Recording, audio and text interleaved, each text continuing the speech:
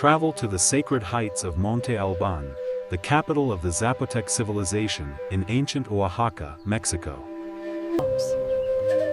Discover how these visionary people built one of Mesoamerica's earliest writing systems. 1 minute deep in the heart of southern Mexico, nestled within a confluence of 3 great river valleys, lies a place of ancient wonder. The Valley of Oaxaca. Imagine a vast, fertile basin painted in hues of green and gold, cradled by the rugged peaks of the Sierra Madre del Sur. For millennia, these mountains have stood as silent sentinels, watching over a land that would become one of the most important cradles of civilization in the Americas. The air here feels different, charged with the whispers of history. A place where the past isn't just buried, it breathes. This isn't just a location on a map, it's a living landscape, a theater where one of humanity's great dramas unfolded. Join us as we journey back in time to uncover the roots of the Zapotec people and explore the very foundations of their extraordinary world, right here in the Valley of Oaxaca. Approx. 2 minutes long before the first stone of a great city was laid, this valley was a sanctuary for early humans, picture hunter-gatherers, moving with the seasons, their lives intricately woven into the rhythm of the land. They knew the secrets of the mountains and the whispers of the Atoyac River. It was in this fertile soil that a revolutionary idea took root, quite literally. Around 10,000 years ago, the people of Oaxaca began a patient, millenniums-long dialogue with nature. They weren't just gathering plants. They were selectively cultivating them. They took a wild grass called teosinte and, through generations of careful nurturing, transformed it into maize, or corn the crop that would fuel empires. They domesticated squash and beans, creating the sacred trinity of Mesoamerican agriculture. This was more than just farming. It was the dawn of a new era. At 3 minutes, the transition from a nomadic life to a settled one was slow, organic, and profound. Small hamlets, clusters of simple Watlandob huts, began to dot the valley floor. Imagine families tending their gardens, the smoke from their hearths curling into the clear mountain air. Life revolved around the agricultural cycle, the planting, the tending, the harvest. The rivers provided water, the soil provided sustenance, and the community provided security. Here, in these early villages, the first seeds of social complexity were sown. People began to specialize. Some were better farmers, others skilled potters, crafting simple but beautiful ceramics for storing grain and water. Others still were spiritual leaders, interpreting the signs of nature and guiding the community's rituals. Approx. 4 minutes. One of the most fascinating early settlements is San Jose Magote, which emerged as a regional powerhouse long before Monte Albán, located in the Etla branch of the valley. It gives us a remarkable preview of what was to come. Archaeologists there have unearthed evidence of a society already becoming strong. They found remnants of public buildings, structures larger and more elaborate than simple homes, suggesting a space for communal gatherings or ceremonies. They found mirrors made of polished magnetite, a rare and valuable material, likely worn by leaders to signify their status. These weren't just trinkets. They were symbols of power and authority, indicating that some individuals and families were rising above others. Approx. 5 minutes. Even more telling are the early examples of writing. At Zapotecs of Monte, on a stone slab that once served as a doorway threshold, is a carved depiction of a captive. The figure is splayed, with his heart graphically removed. Alongside him is a glyph representing his name. This stone, known as Monument 3, isn't just a gruesome decoration. It's a political statement, a declaration of power and conquest, and one of the earliest known examples of writing in Mesoamerica, dating to around 600 BC. It tells us that these early communities were not always peaceful. They competed for resources, for land, and for dominance. Leadership was increasingly tied not just to spiritual guidance, but to military might. Opening parentheses, APPROX.6 minutes. Another crucial development was the creation of sophisticated irrigation systems. The people of the valley learned to harness the power of water, digging canals to channel it from the rivers to their fields. This wasn't just a matter of convenience. It was a Game changer. Irrigation allowed for more reliable harvests and agricultural surpluses. For the first time, communities could produce more food than they immediately needed. This surplus was the key that unlocked the future. It could support a growing population, feed artisans and priests who weren't farming, and be stored for times of drought. It became a source of wealth and, consequently, a source of power for those who controlled its distribution. Approx 7 minutes, as these villages grew in size and complexity, so too did their spiritual world. Early Oaxacans saw the divine in the world around them, and the life-giving rain, the powerful jaguar, and the sky itself, which they divided into 13 levels. They performed rituals to appease the gods and ensure the fertility of the land. We see this in their pottery vessels, decorated with abstract symbols representing lightning and earth. We see it in small, fired clay figurines, perhaps used in household rituals. This deep spiritual connection to the cosmos and the natural world would become a defining characteristic of Zapotec civilization, a foundation upon which their entire worldview was built. Approximately so, by around 500 BCE, the Valley of Oaxaca was a mosaic of competing chiefs. San Jose Mogote was a major player, but it was not alone. Other large villages, each with its own local leader and sphere of influence, vied for control. The valley was humming with innovation, but also with tension. It was a dynamic, competitive, and creative environment. The population was growing, agriculture was becoming more intensive, and society was becoming more unequal.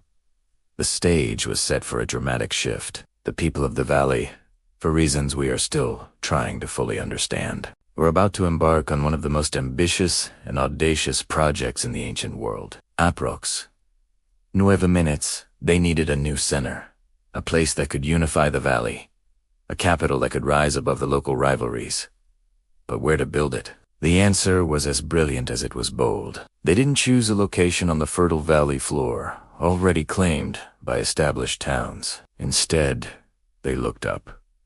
They looked to a formidable 1,300-foot-high mountain that stood at the very heart of the valley, at the precise junction where the three arms of the valley meet. It was a rugged, uninhabited, and waterless massif, an improbably, almost defiant choice. But from this raw, untamed mountain, they would carve a city from the sky. They would build a new capital, a place of immense power and sacred significance. They would build Monte Albán. Approx 10 minutos. The story of how and why this monumental shift occurred is the beginning of the next chapter in our journey. What motivated thousands of people to leave their ancestral homes and undertake the Herculean task of building a city on a mountaintop? Was it a charismatic leader, a shared religious vision, or a strategic defense against outside threats? These are the questions we will explore as we ascend to the magnificent, windswept plateau of Monte Albán. Thank you so much for joining us on this first part of our exploration. If you've enjoyed this journey back in time, please give this video a thumbs up and subscribe to our channel for more stories from the ancient world. Hit that notification bell so you don't miss the next chapter. We can't wait to see you there.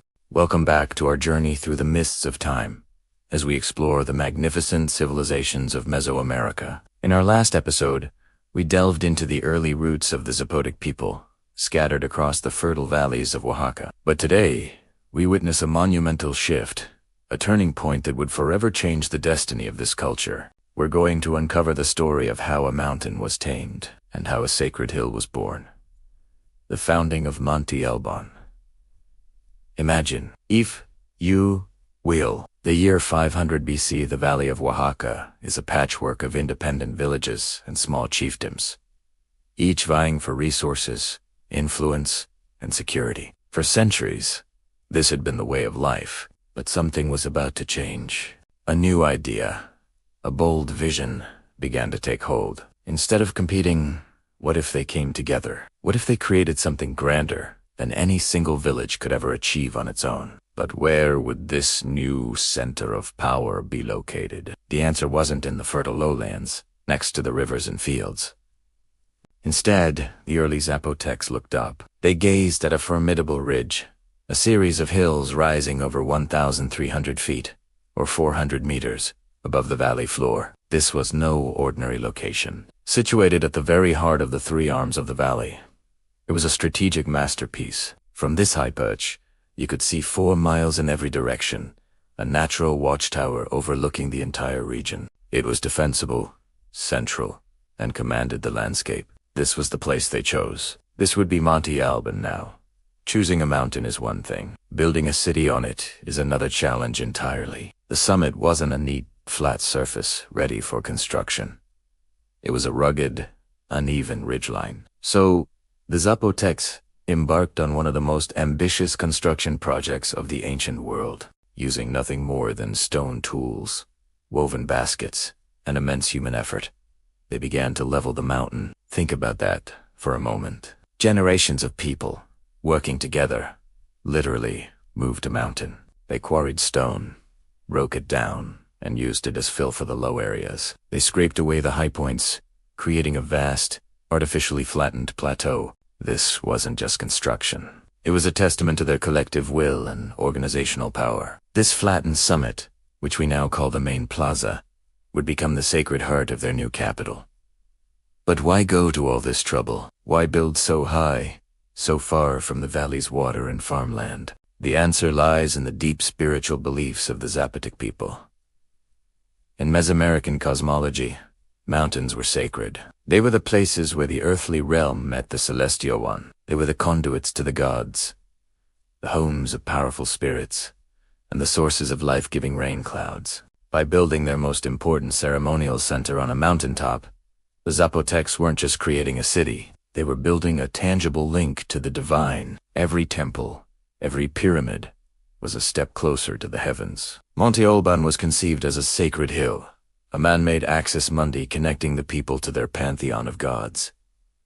The earliest structures on this newly formed plateau were not grand palaces, but public and ceremonial buildings. We see the construction of Temple El, famous for its carved stone slabs, known as Danzantes, which we'll explore in detail later. These buildings marked the creation of a shared public space, a neutral ground where leaders from different valley communities could meet, conduct rituals, and forge a new, unified identity. The very act of building the city, together quarrying the stone, leveling the ground, erecting the temples was a powerful unifying force. It transformed rival groups into citizens of a single, powerful state. As we walk through the ruins today, it's easy to focus on the impressive pyramids and weathered stones, but the true foundation of Monte Albán isn't just the rock beneath our feet. It's the monumental human effort and the profound spiritual vision that flattened this peak. The Zapotecs didn't just find a place to live. They sculpted the very earth to create a sacred landscape,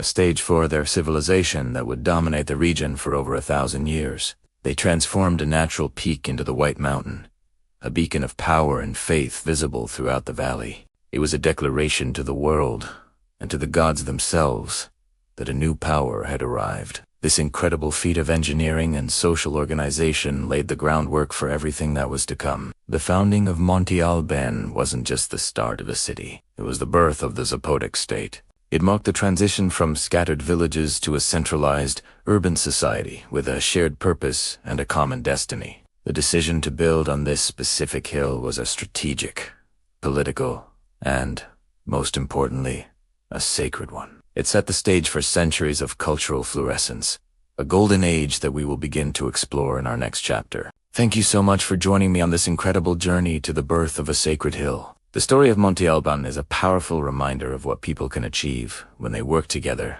towards a common vision. If you found this fascinating, please give this video a thumbs up, and don't forget to subscribe and hit that notification bell so you won't miss our next episode, where we'll decipher the mysterious carvings of the Danzantes. See you next time. Welcome back to our journey through the wonders of ancient civilizations. Today, we ascend to a city built among the clouds, a testament to human ingenuity and sheer will. This is the story of Monte Albán, a metropolis carved into a mountaintop, stone by ambitious stone. Imagine, if you will, the year 500 BC. The Valley of Oaxaca is a patchwork of competing chiefdoms. But on a high imposing ridge, a new vision is taking shape. This wasn't a settlement that grew by chance. It was a grand design, a planned city from its very inception. The Zapotecs, its founders, weren't just building houses. They were sculpting a mountain. The first, and perhaps most monumental task was leveling the summit. This wasn't a gentle hill. It was a rugged, uneven peak.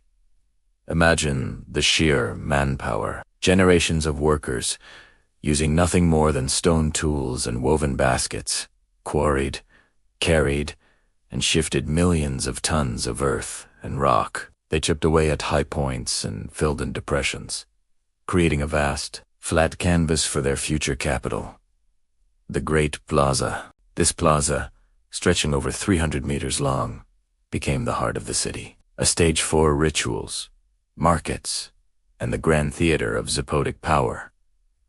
It wasn't just flattened, it was engineered. A sophisticated network of underground drains was laid beneath the surface, a hidden marvel to manage the heavy summer rains and prevent the Grand Plaza from turning into a muddy swamp. This foresight, this planning for a problem that wouldn't exist until the city was built, is just staggering. From this central plaza, the city radiated outwards. But how do you build on steep, unforgiving slopes? The answer was in terraces. The hillsides were transformed into a giant staircase of over 2,000 agricultural and residential terraces. These weren't just for farming. They were platforms for homes, workshops, and entire neighborhoods. Each terrace was a feat of engineering, with sturdy retaining walls built from locally quarried stone, meticulously fitted together without mortars. These walls didn't just hold back the earth. They created stable, livable land where none existed before, expanding the city's footprint down the mountainside. Picture the scene. As dawn breaks, the city hums with activity. Below, in the newly created terraces, farmers tend to their crops of maize, beans, and squash. Their fields watered by intricate canal systems that snake down the slopes. Their labor feeds the growing population, the lifeblood of the city. Meanwhile, in the heart of the construction zone, the air is thick with the dust of worked stone and the rhythmic chime of hammers. Foremen, perhaps priests or architects, consult what might have been plans etched on stone or hide, directing teams of laborers. There's a palpable sense of shared purpose. Men quarry massive limestone blocks, while others use ropes and wooden rollers to haul them into position. It's a slow, arduous process. Each stone is a victory, a small piece of a much larger puzzle. The architectural style that emerges is distinctively Zapotec. Look at the structures rising around the Great Plaza. You'll see the double scapulary tub, a unique decorative panel that looks like a capital letter I on its side. This motif, repeated on temples and palaces, became a signature of Monte Albán's identity, a symbol of its cultural power. The buildings themselves are oriented with cosmic precision, aligned with the cardinal directions or the rising and setting of significant celestial bodies like the sun or Venus. The city was not just a place to live. It was a clock, a calendar, a mirror of the cosmos. One of the most enigmatic structures is Building J. It's shaped like an arrowhead, strangely misaligned with the rest of the plaza's grid. Why? Archaeologists now believe it was an astronomical observatory. Its peculiar orientation and narrow, slit-like windows were designed to track the movements of stars, particularly Capella. This celestial knowledge was power. It allowed the priests to predict seasons, determine the best times for planting and harvesting, and schedule sacred rituals, reinforcing their divine authority. The city was built not just with stone, but with knowledge of the heavens. As we ascend the wide, imposing staircases of the north platform, we enter the realm of the gods and rulers. This massive complex, a city within a city, housed the most important temples and elite residencies. The columns you see here weren't single pieces of stone. They were constructed from stacked, circular drums, a clever technique to create towering supports. Inside these temples, priests conducted elaborate ceremonies, their chants echoing across the plaza. While the city's rulers governed from adjacent palaces, their homes adorned with intricate frescoes and finely crafted pottery. The construction of Monte Albán was a project that spanned centuries. It was a multi-generational effort, a legacy passed from parents to children. Each person had a role. The farmer in the terrace, the quarryman on the hillside, the priest tracking the stars, the mason fitting a stone into a temple wall. They were all They were creating not just a place to live, but a center of their universe, a symbol of their collective identity. The sheer scale of this achievement, using only the technology of their time, is difficult to comprehend. They reshaped a mountain, engineered a landscape, and built a city that would endure for over 1,000 years. It's a powerful reminder that with a shared vision and unwavering determination, humans can achieve the seemingly impossible. Monte Albán is more than a collection of ruins. It is a monument to the enduring power of human collaboration, a city truly built, stone by stone, in the sky. Thank you for joining us on this incredible journey. If you were as amazed by the story of Monte Albán as we are, please give this video a thumbs up and subscribe to our channel for more explorations into the ancient world. Don't forget to hit the notification bell so you won't miss our next adventure. We'll see you next time. Hello everyone, and welcome back to our journey through the annals of history. Today, we ventured deep into the heart of ancient Oaxaca to witness the birth of a civilization that would shape the destiny of Mesoamerica for over 1,000 years. This is the story of Monte Albán and the rise of the mighty Zapotec kingdom. Imagine a time around 500 BCE, when the valley of Oaxaca was a patchwork of competing chiefs. 3 distinct arms of the valley, the Etla, the Tlacalula, and the Ocatlan. Zimatla were home to numerous villages, each vying for resources and influence. It was a landscape ripe for change, awaiting a power strong enough to unite it. That power would emerge from a place previously uninhabited, a series of strategic, defensible hills right at the center of the 3 valleys. This place would become known as Monte Albán. The founding of Monte Albán wasn't an accident. It was a deliberate, audacious act. Early leaders, likely from the dominant Etla Valley, recognized the strategic advantage of this neutral, central location. Building a city on this mountaintop was a monumental statement. It declared a new order, a central authority that stood above the old rivalries. From this elevated perch, they could survey the entire valley, a constant, visible reminder of their nascent power. The city's construction required immense labor and organization, pulling people and resources from across the region. This cooperative effort, whether voluntary or coerced, was the first step towards creating a shared Zapotec identity centered on their new capital. But who were these early leaders who dared to dream so big? They weren't just chiefs or warlords. They were something more.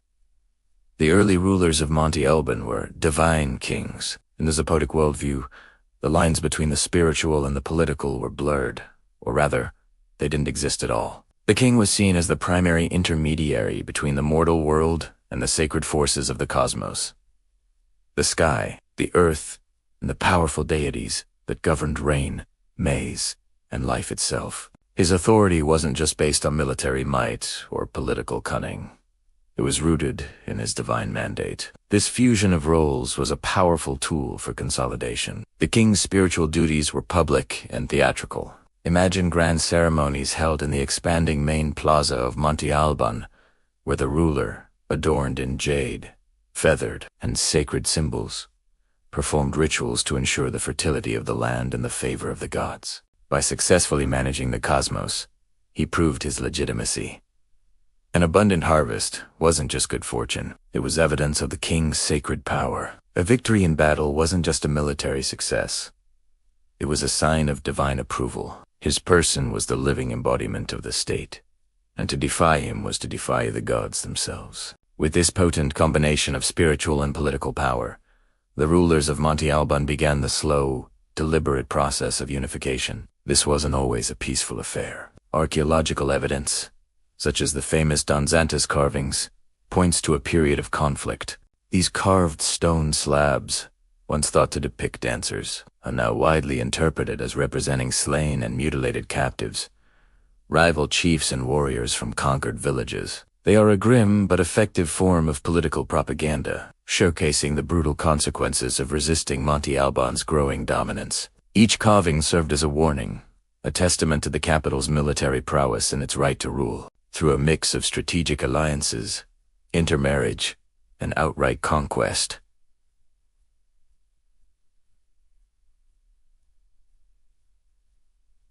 Monte Albán's influence spread. Smaller settlements and competing centers, were gradually brought into its orbit. The unification of the three valleys under a single authority created a state of unprecedented scale and complexity in the region. This new political reality transformed Zapotec society from the ground up. As Monte Albán grew, so did its social complexity. The unified state required a bureaucracy to manage its resources, a priesthood to manage its rituals, and a warrior class to defend and expand its borders. This led to the emergence of a clear social hierarchy. At the very top was the divine king and his royal family. Below them was an elite class of nobles, high-ranking priests, and successful military leaders.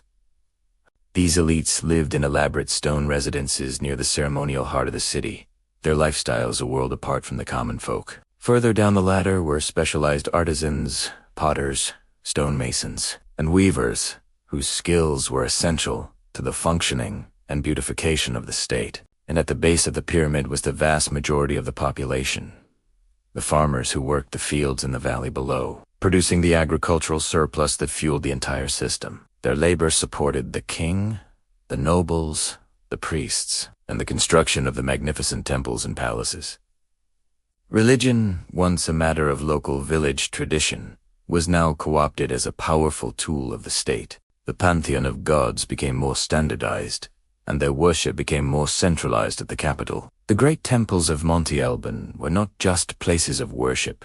They were instruments of social control. The calendar, astronomical knowledge, and the timing of rituals were all controlled by the state-sponsored priesthood, reinforcing the idea that the city's elite held the keys to understanding and influencing the cosmos. This gave the rulers immense ideological power, justifying the social order and the vast inequalities that were becoming entrenched within it. The common farmer, looking up from his field at the gleaming temples on the mountaintop, was reminded daily of his place in a divinely ordained hierarchy, and so, by around 100 CE, the foundations were laid. From a collection of disparate villages, a true kingdom had been forged. Monte Albán was no longer just a strategic settlement. It was the bustling heart of a powerful Zapotec state. Its rulers, believed to be living gods, oversaw a unified valley, commanding the labor of thousands and the spiritual devotion of an entire people. A complex society,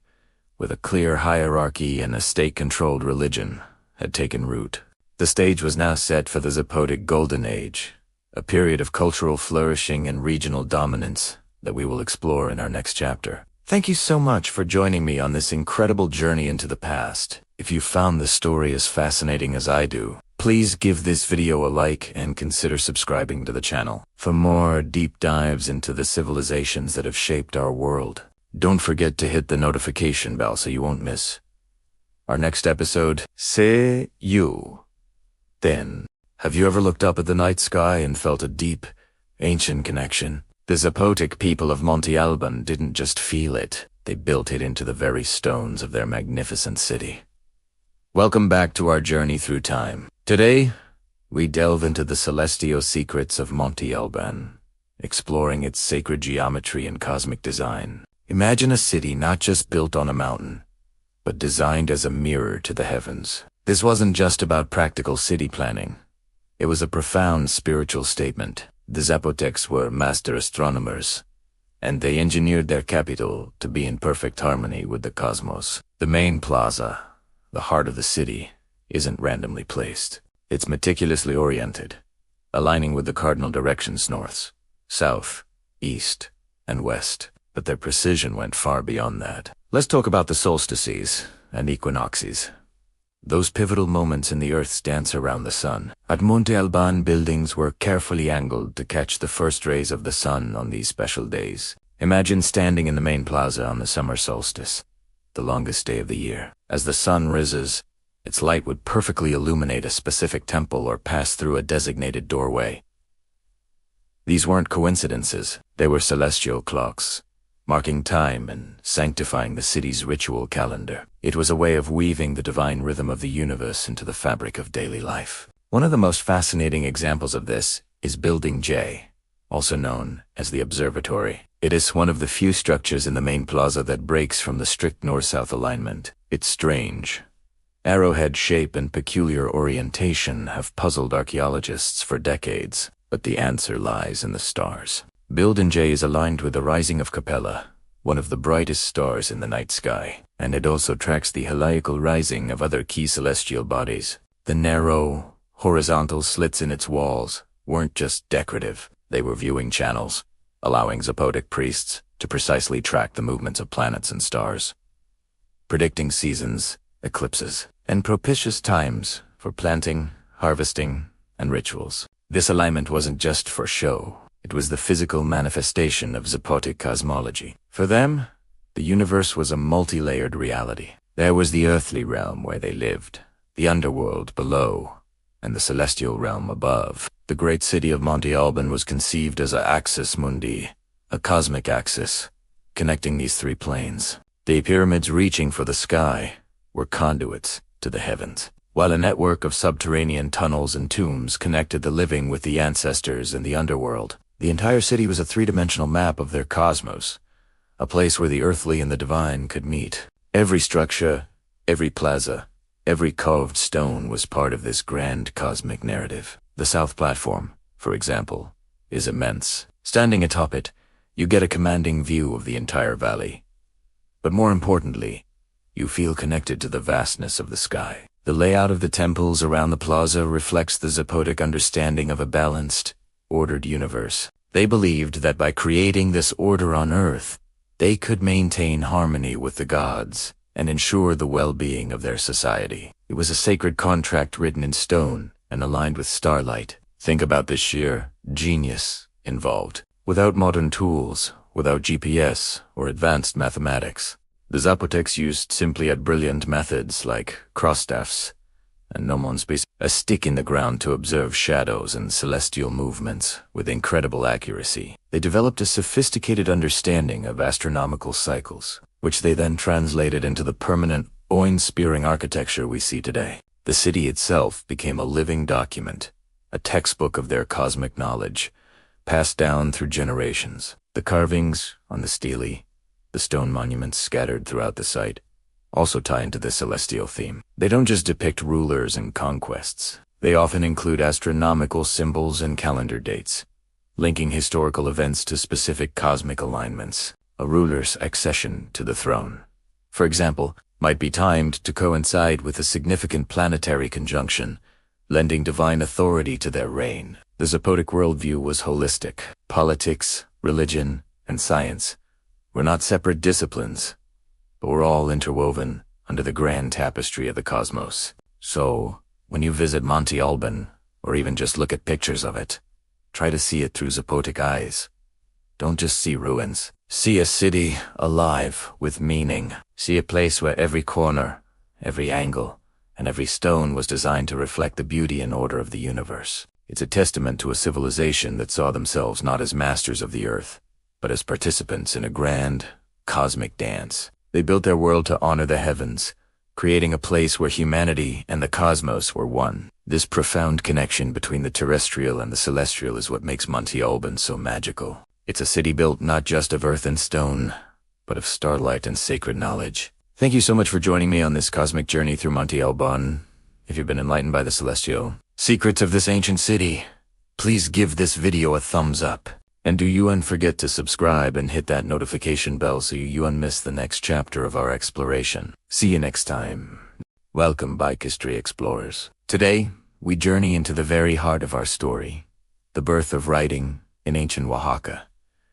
This wasn't just a development, it was a revolution that would reshape societies, solidify power, and give a voice to the past. How did human thought, spoken words, and complex ideas first get etched into stone? Let's find out. Our story begins not with a full-fledged alphabet, but with something far more intuitive. Pictographs, an idea. Imagine a drawing of a hill. Simple, right? That's a pic. Now, imagine that hill represents a specific town, like the Hill of the Jaguar. Suddenly, that simple drawing carries a much deeper meaning. This is the world of early Zapotec communication, where symbols represented objects and ideas. You see this at San Jose Magote, where early carvings depict captives, their names represented by glyphs. It's a powerful statement, a visual record of conquest and dominance. These weren't just pictures, they were declarations. But how do you write a name that isn't a common noun? How do you record abstract concepts or grammatical nuances? This is where the genius of the Zapotec scribes truly shines. They began to make a crucial leap, one that would change everything. They started using symbols not just for what they depicted, but for the asterisk sound asterisk they made. This is the transition from logographic to phonetic writing. Think of it like a modern rebus puzzle. If you draw an eye, a heart, and a sheep away, you can spell I love you. The Zapotec scribes started doing something similar. A symbol for sky, say, ein Zapotec, could be used in a different context to represent the phonetic sound. By combining these phonetic glyphs with ID, they could spell out names, titles, and places with astonishing precision. It was a hybrid system, a beautiful and complex tapestry of meaning and sound. This innovation wasn't just an intellectual exercise.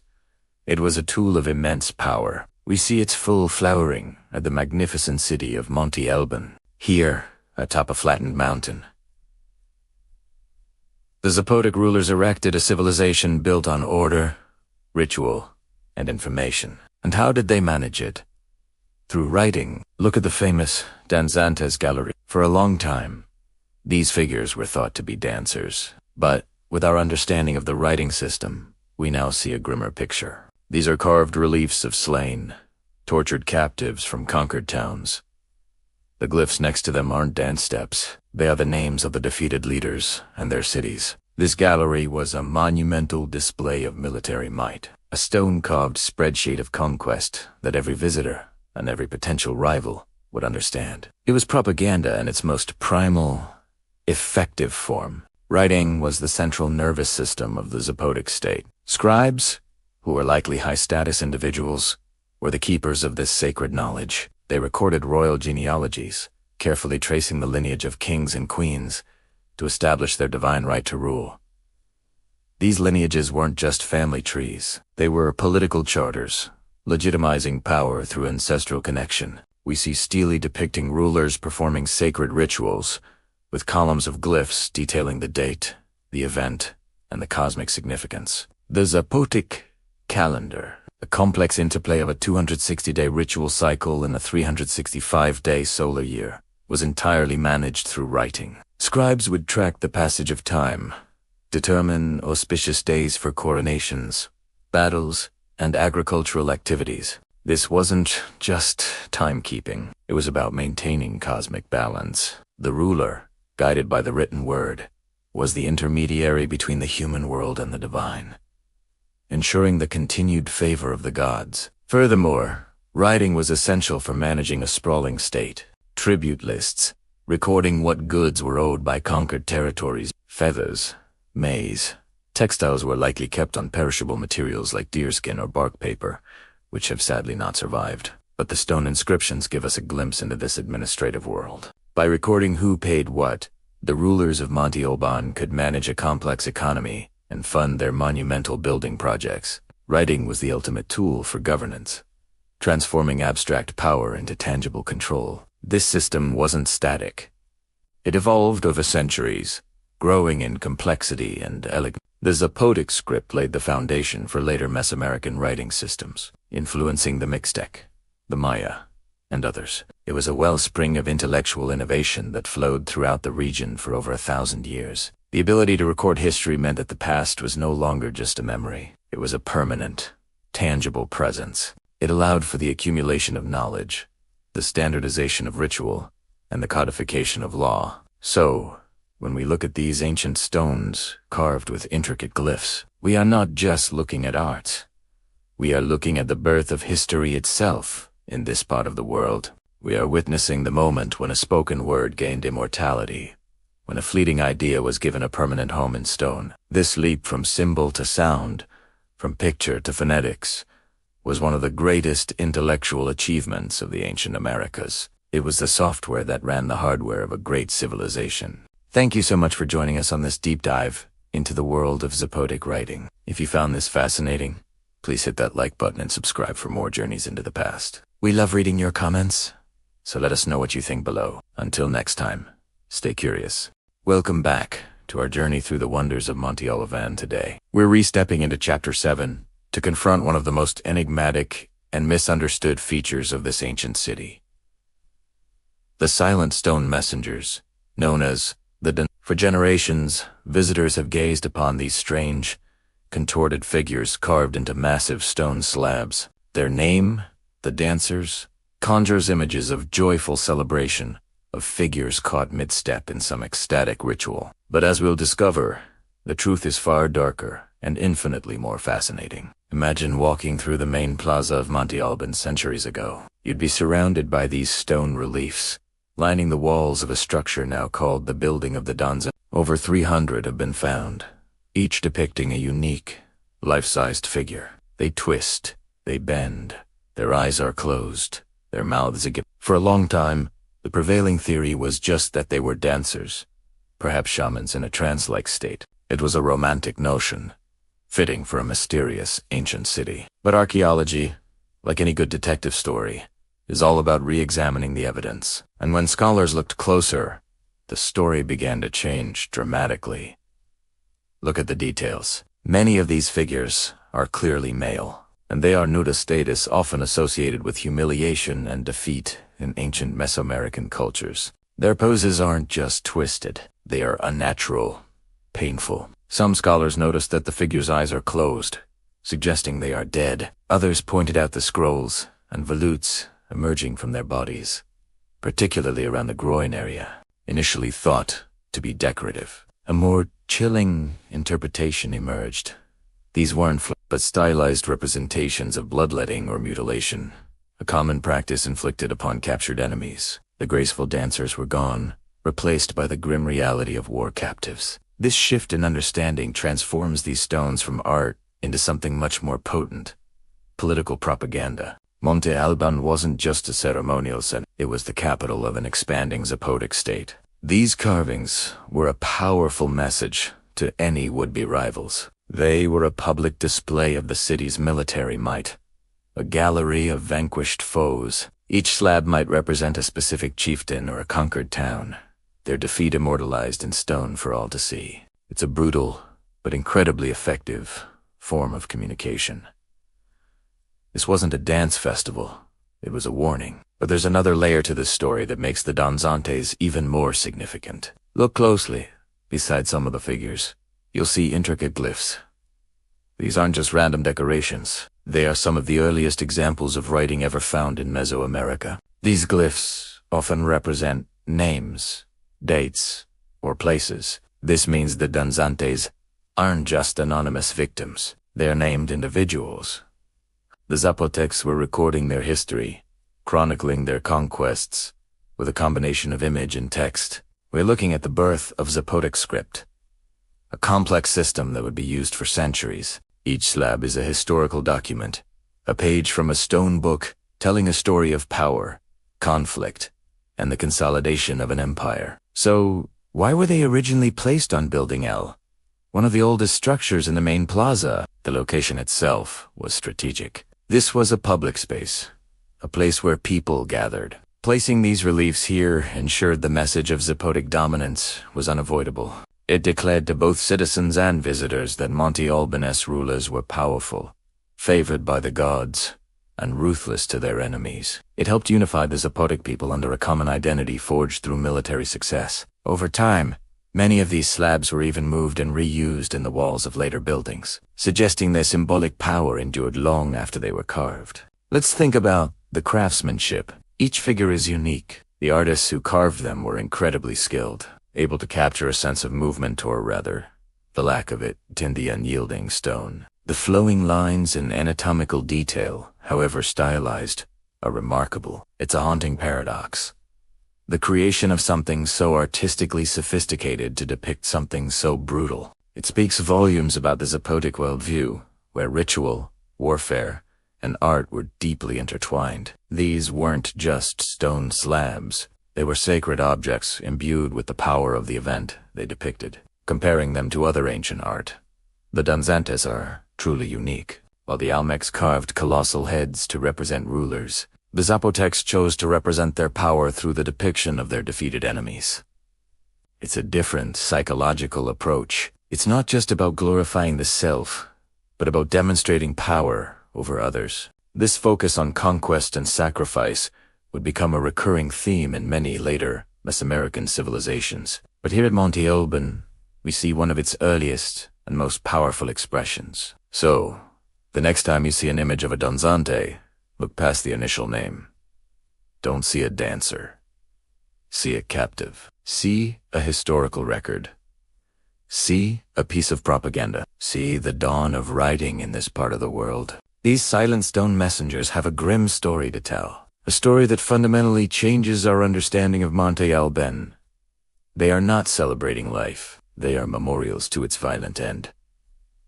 A stark reminder of the foundations upon which great empires are often built. They are a testament to the fact that history is often written not just with ink, but with blood and stone. Thank you so much for joining me to decode the true meaning of the Danzantes. It's a story that's both sobering and incredibly revealing. If you found this fascinating, please hit that like button and subscribe to the channel for more deep dives into the ancient world. Don't forget to ring the notification bell so you won't miss our next chapter. We love hearing from you, so please leave your thoughts and questions in the comments below. Until next time, stay curious.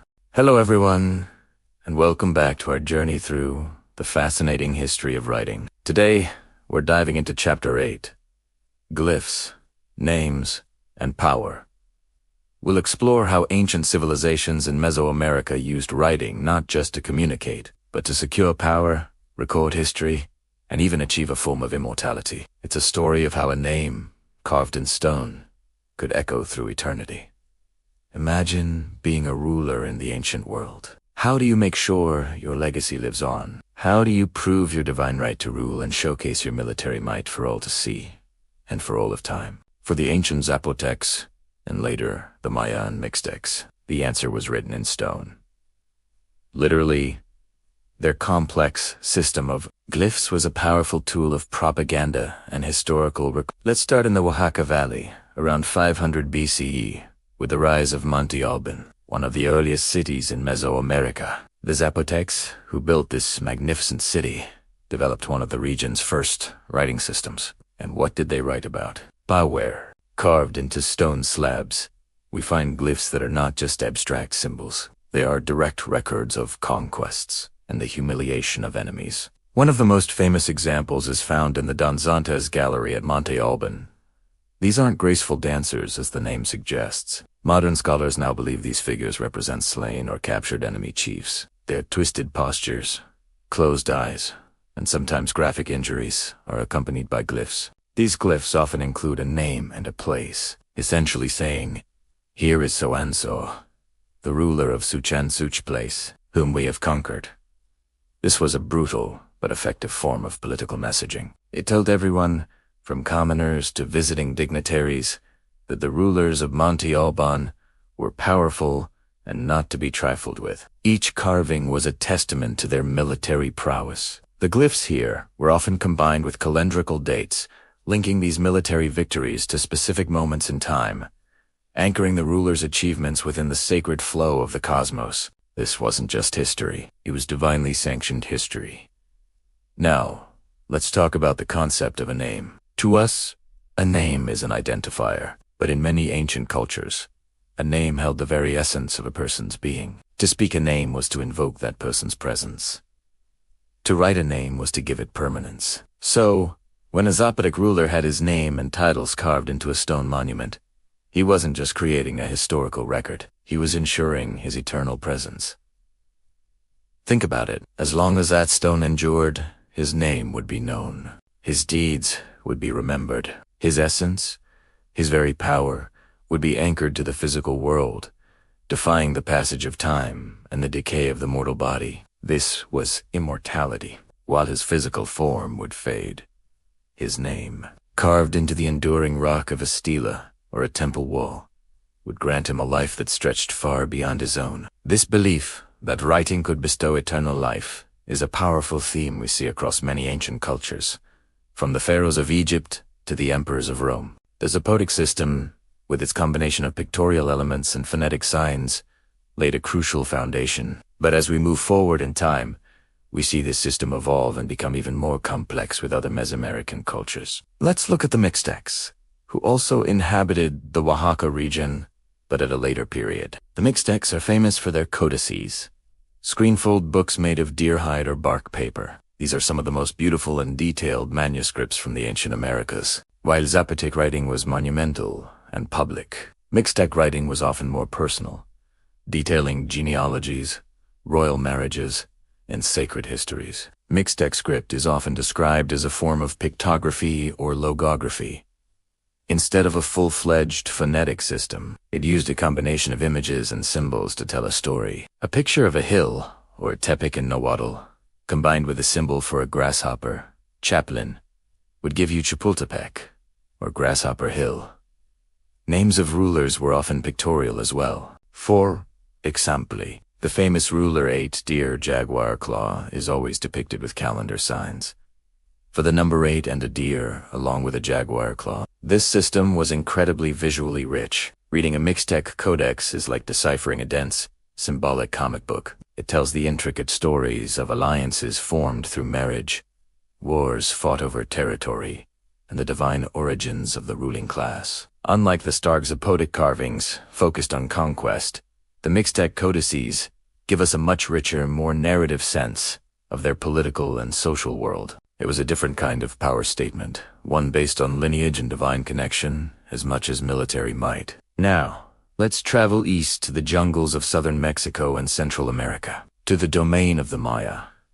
The Maya writing system represents the absolute pinnacle of Mesoamerican script development. It was a true logosyllabic system, meaning it used both logograms, symbols that represent a whole word, and syllabograms, symbols that represent a syllable. This gave it incredible flexibility and allowed the Maya to write anything they could say. Like the Zapotecs, the Maya covered their temples in stele with inscriptions, but the level of detail was staggering. A single monument could detail a ruler's birth, his accession to the throne, the specific date of a battle, who was captured, the religious rituals he performed, his parentage, and even his date of death. Let's take a ruler like Kanish Janab Pakal of Palenque, or Pakal the Great.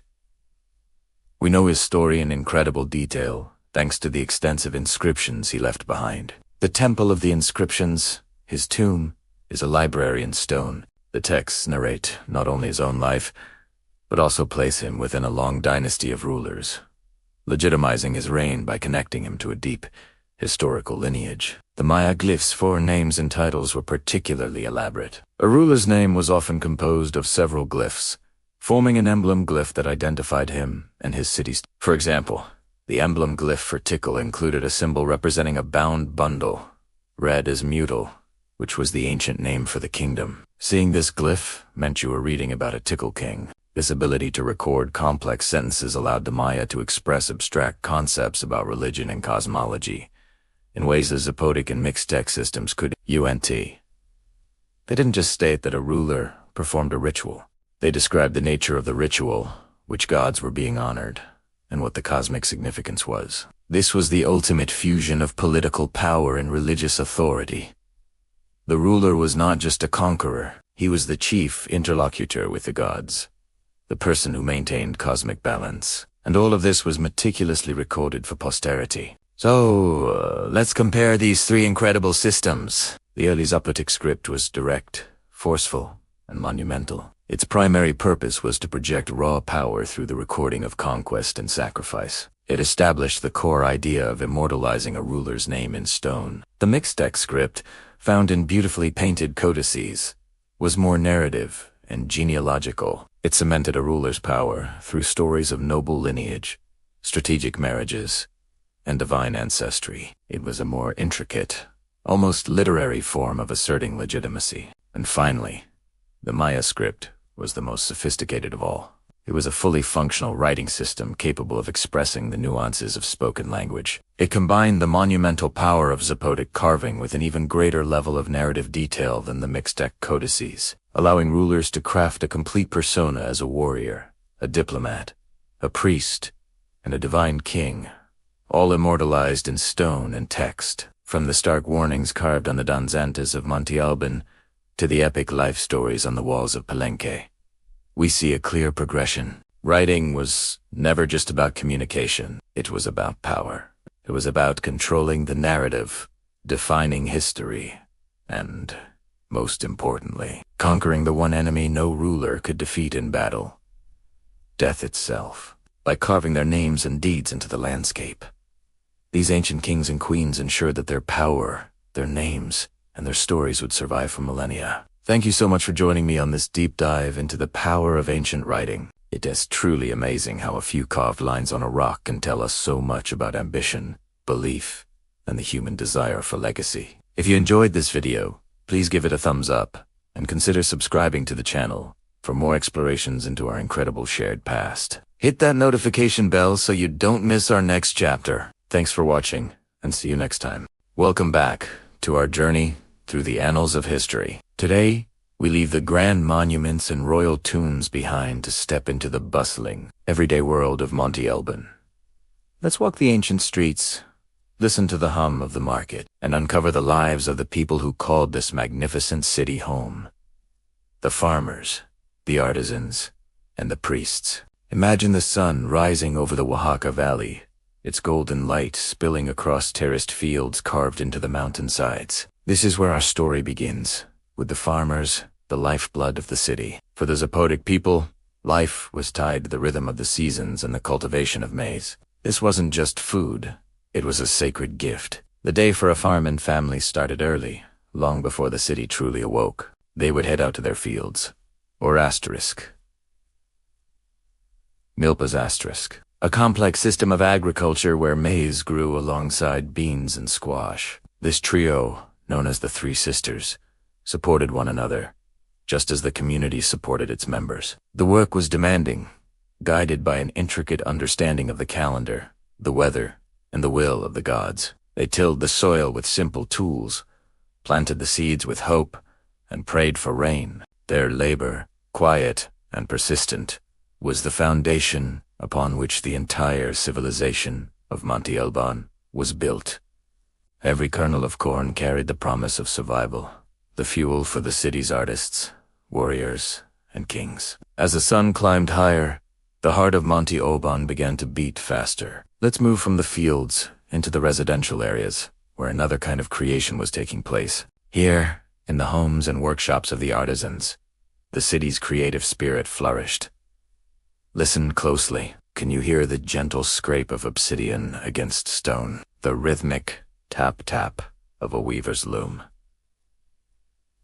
These were the sounds of daily industry. The potters of Monte Albán were true masters of their craft. Using local clays, they shaped vessels of incredible beauty and utility. Some were simple, designed for cooking or storing grain, while others were elaborate effigy urns, often depicting gods or ancestors, destined to hold a place of honor in tombs. These weren't just objects. They were stories told in clay, their iconic grayware and intricate designs, a hallmark of Zapotec identity. Nearby, weavers sat at backstrap looms, a tradition passed down through generations, their fingers moving with practiced grace. They transformed cotton and other fibers into vibrant textiles. The colors were brilliant, derived from insects, plants, and minerals-rich reds, deep blues, and sunny yellows. These fabrics were used for clothing, blankets, and important ceremonial bundles. Every pattern had a meaning, a symbol woven into the very fabric of their culture. The textiles of Monte Albán were not only for local use, they were valuable trade goods, desired by neighboring peoples. The skill of these artisans brought wealth and prestige to the city, connecting it to a vast network that stretched across Mesoamerica. Now, let's wander towards the Great Plaza, the city's ceremonial and commercial center. On market days, this sprawling space would transform into a kaleidoscope of color, sound, and smell. People from the city and surrounding villages flocked here, creating a lively, dynamic scene. Imagine vendors sitting under cloth awnings, their wares spread out on woven mats. You'd see farmers selling fresh maize, beans, chiles, and avocados. Potters would be displaying their latest creations, from cooking pots to ceremonial vessels. You could find skilled artisans selling obsidian blades, polished jade jewelry, and intricately woven baskets. The air would be filled with the aroma of cooking food and the buzz of 100 different conversations. The market was more than just a place to trade goods. It was the social hub of Monte Albán. It's where news was exchanged. Friendships were forged, and the community came together. People bartered, traded, and negotiated, using cocoa beans or lengths of cloth as a form of currency. This bustling exchange of goods and ideas was the engine that powered the city's economy and its cultural life. At the very heart of this society, both physically and spiritually, were the priests, living in residences near the grand temples atop the plaza. Their lives were dedicated to maintaining the crucial balance between the human world and the divine. They were the scholars, astronomers, and healers of Zapotec society. Their days were structured around ritual and observation. They meticulously tracked the movements of the sun, moon, and stars, maintaining two complex calendar systems. One was a 260-day ritual calendar, the asterisk, Pi asterisk, which dictated an individual's destiny and the timing for important ceremonies. The other was a 365-day solar calendar, the asterisk, Isa asterisk, which guided the agricultural cycle. The priests were the keepers of this sacred knowledge, interpreting the calendars to advise rulers and commoners alike. They knew when to plant, when to harvest, and when to honor the gods. Their role was to ensure cosmic harmony. Ceremonies were a constant and vital part of life. The priests would lead public rituals in the great plaza, events filled with music from flutes and drums, the burning of fragrant copal incense, and elaborate offerings. These were moments when the entire community would gather, their focus directed towards the temples, their collective energy aimed at appeasing a pantheon of powerful deities. Cosijo, the god of lightning and rain, was especially important for an agricultural society. The priests were the intermediaries, the only ones who could communicate directly with these powerful forces. Their authority was immense, derived from their ability to read the heavens, interpret omens, and guide the spiritual life of the entire civilization. Their work, though often hidden from public view, was a constant, stabilizing presence that held the Zapotec world together. So, as we look out over the silent ruins of Monte Albán today, let's remember that this was once a city teeming with life. It was a place of hard work and skilled creation, of bustling markets and solemn rituals. It was a city of farmers tending their crops, artisans shaping beauty from clay and thread, and priests deciphering the mysteries of the cosmos. The grandeur of the pyramids is undeniable, but the true legacy of Monte Albán lies in the daily lives of its people. It was their collective effort, their shared beliefs, and their enduring spirit that allowed this incredible civilization to thrive for over 1,000 years. The quiet hum of their daily labor still echoes through these stones. Thank you so much for joining me on this deep dive into the life of Monte Albán. If you found this journey as fascinating as I did, please give this video a thumbs up. And do you don't forget to subscribe and hit that notification bell so you won't miss our next chapter. We love hearing from you, so please share your thoughts in the comments below. Until next time, keep exploring.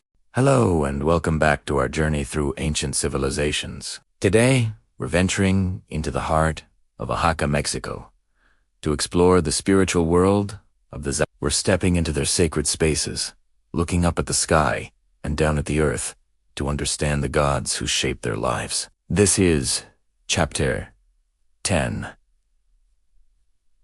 Gods of the Sky and Earth. The Zapotec civilization, flourishing for over a millennium, had a rich and complex spiritual life. Their world was alive with deities, powerful beings who controlled the forces of nature and the destinies of humankind. Unlike the later Aztec pantheon, which many of us are more familiar with, the Zapotec gods were often more abstract, representing fundamental concepts like creation, life, death, and the elements. At the very top, we find the supreme creator deity, often referred to as Kozayana and Hich. This divine pair, a creative force of male and female energy, was seen as the origin of all things. They were the source, the great mystery from which the universe and all other gods emerged. They were revered but were often considered too remote for direct daily worship, which was instead focused on the deities who had a more immediate impact on Zapotec life. And no god had a more immediate impact than Kasego, the god of rain,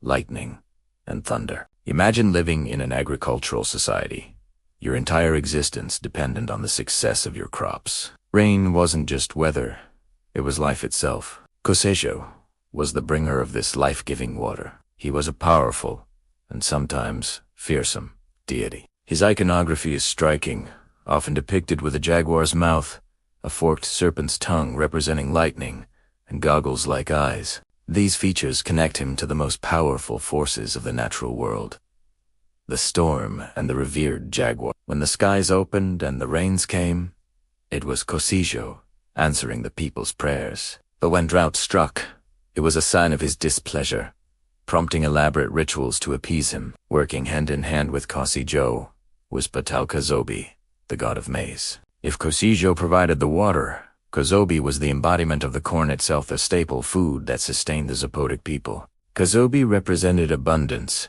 nourishment, and the agricultural cycle of planting, growth, and harvest. He was often depicted with ears of corn adorning his headdress, a visual reminder of his vital role. The relationship between Kasego and Kazobi was a perfect illustration of the Zapotec understanding of cosmic balance. You couldn't have one without the other. Rain was useless without the seed, and the seed couldn't grow without the rain. Their worship was a constant cycle of hope and gratitude, but the Zapotec pantheon was vast and varied, extending far beyond just rain and corn. There was Patauzu, the god of earthquakes, a terrifyingly relevant deity in the seismically active region of Oaxaca. There was also a deity associated with the underworld and death, responsible for guiding souls into the afterlife. Every aspect of life, from the wind to the sun, from hunting to weaving, had a divine patron. This intricate web of gods and goddesses shows a worldview where the sacred was not separate from the everyday, but woven into its very fabric. Now, how do we know all of this? How are these complex myths, sacred stories, and the genealogies of kings who claim descent from these gods preserved for centuries? The answer lies in one of the Zapotec's greatest achievements: their writing system. The Zapotecs were among the earliest Mesoamerican cultures to develop a hieroglyphic script. This wasn't just for recording trade or taxes. It was a sacred tool. On stone monuments, known as stelae, and in ceramic urns, the Zapotec scribes recorded the stories of their gods. They carved the genealogies of their rulers, tracing their lineage back to divine ancestors to legitimize their right to rule. These texts were a bridge between the mortal and divine worlds. They ensured that the myths wouldn't be lost or distorted over time. The act of writing itself was a sacred ritual, transforming spoken prayers and epic tales into a permanent, physical form. These glyphs, while still being deciphered by scholars today, are our direct window into the Zapotec mind. They allow us to hear the echoes of their beliefs, to understand how they saw their place in the cosmos, and to appreciate the sacred history they so carefully recorded. So, where did the Zapotecs go to connect with these powerful deities? They went up, high above the valley floors. They built their most important ceremonial centers on flattened mountaintops. The most famous of these is Monte Albán, a breathtaking site that served as a Zapotec capital for centuries. But why build so high? Mountains were seen as sacred places, points where the earth touched the sky, where the human world could meet the divine realm. Building temples on these peaks was a way of getting closer to the gods. On these mountaintop platforms, elaborate rituals and ceremonies took place. Imagine the scene. Priests adorned in magnificent costumes, with feathered headdresses and jade jewelry, leading the community in worship.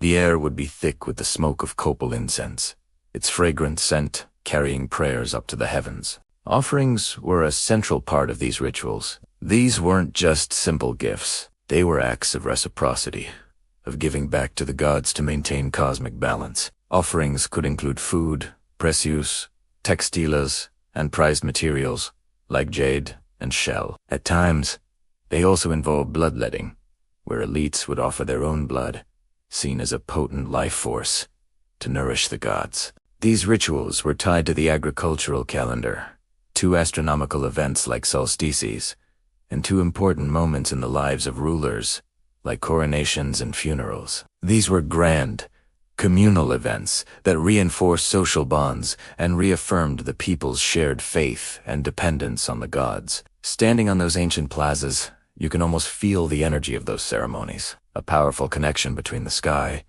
the earth, and the people in between. The legacy of the Zapotec spiritual world is a testament to a culture deeply connected to the natural world. Their gods Cosijo, Kazobi, and the entire pantheon were not distant figures but active participants in the drama of life. Through their sophisticated writing, they gave permanence to their sacred stories, and on their mountaintop temples, they enacted the rituals that maintained the balance of their universe. Thank you so much for joining me on this deep dive into the world of the Zapotec gods. I hope it's given you a new appreciation for this incredible civilization. If you enjoyed this video, please give it a like. And do not forget to subscribe and hit that notification bell so you do not miss our next chapter. We love reading your comments, so let us know what you found most fascinating down below. Thanks for watching, and see you next time. Hello everyone, and welcome back to our channel. Today, we journeying back in time to explore one of the most profound aspects of ancient cultures, their communication with the ancestors. How did they speak to those who had passed on, and what did they believe happened in the afterlife? Let's uncover the secrets together. Imagine standing before a monumental tomb, not just as a place of rest, but as a gateway. For ancient peoples, tombs were far more than burial sites. They were active portals, direct lines of communication between the living and the dead. Think of the Grand Pyramids of Egypt, or the intricate burial mounds found across the globe. These structures were designed to last for eternity, serving as permanent homes for the spirits of ancestors and as focal points for communal reverence. They were spiritual hubs, where the veil between worlds felt incredibly thin. The very architecture of these tombs was a form of language. The size, the materials used, and the location were all deliberate choices. A massive, elaborately constructed tomb signaled the importance of the individual buried within, ensuring their legacy and their influence from the great beyond would not be forgotten. It was a message to both the community and the cosmos. This person mattered, and their spirit continues to watch over us.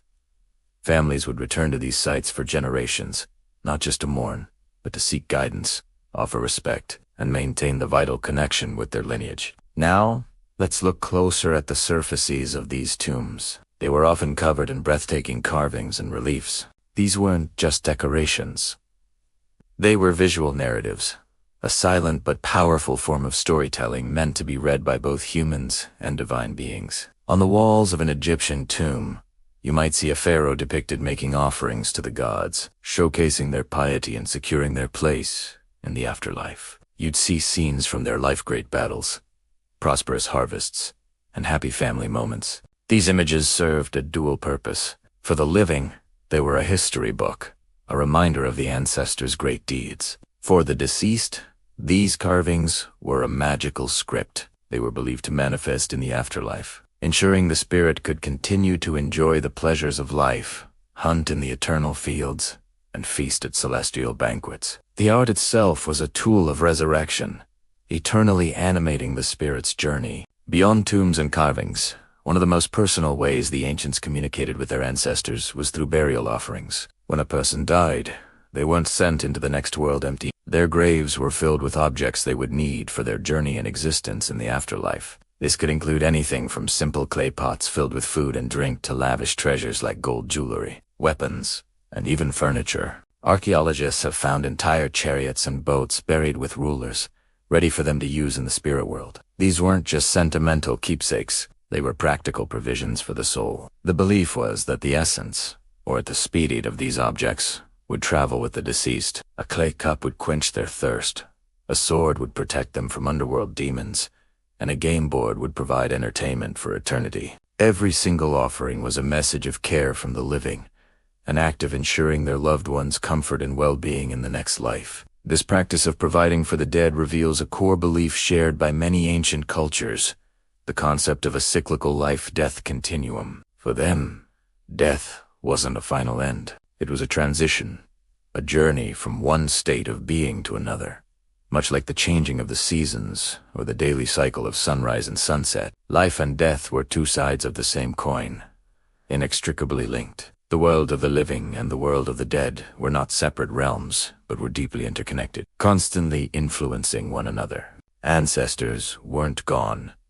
They had simply moved to a different plane of existence from which they could still interact with their descendants. This belief explains why maintaining a good relationship with the ancestors was so crucial. Happy, well-cared for spirits could bring blessings, prosperity, and protection to their living family. Neglected or angry spirits, on the other hand, could cause misfortune and chaos. The offerings, the rituals, the grand tombs, all of it was part of a cosmic negotiation to maintain balance and harmony between the two worlds. So how did they make sure their messages were clearly understood? This is where the power of writing comes in.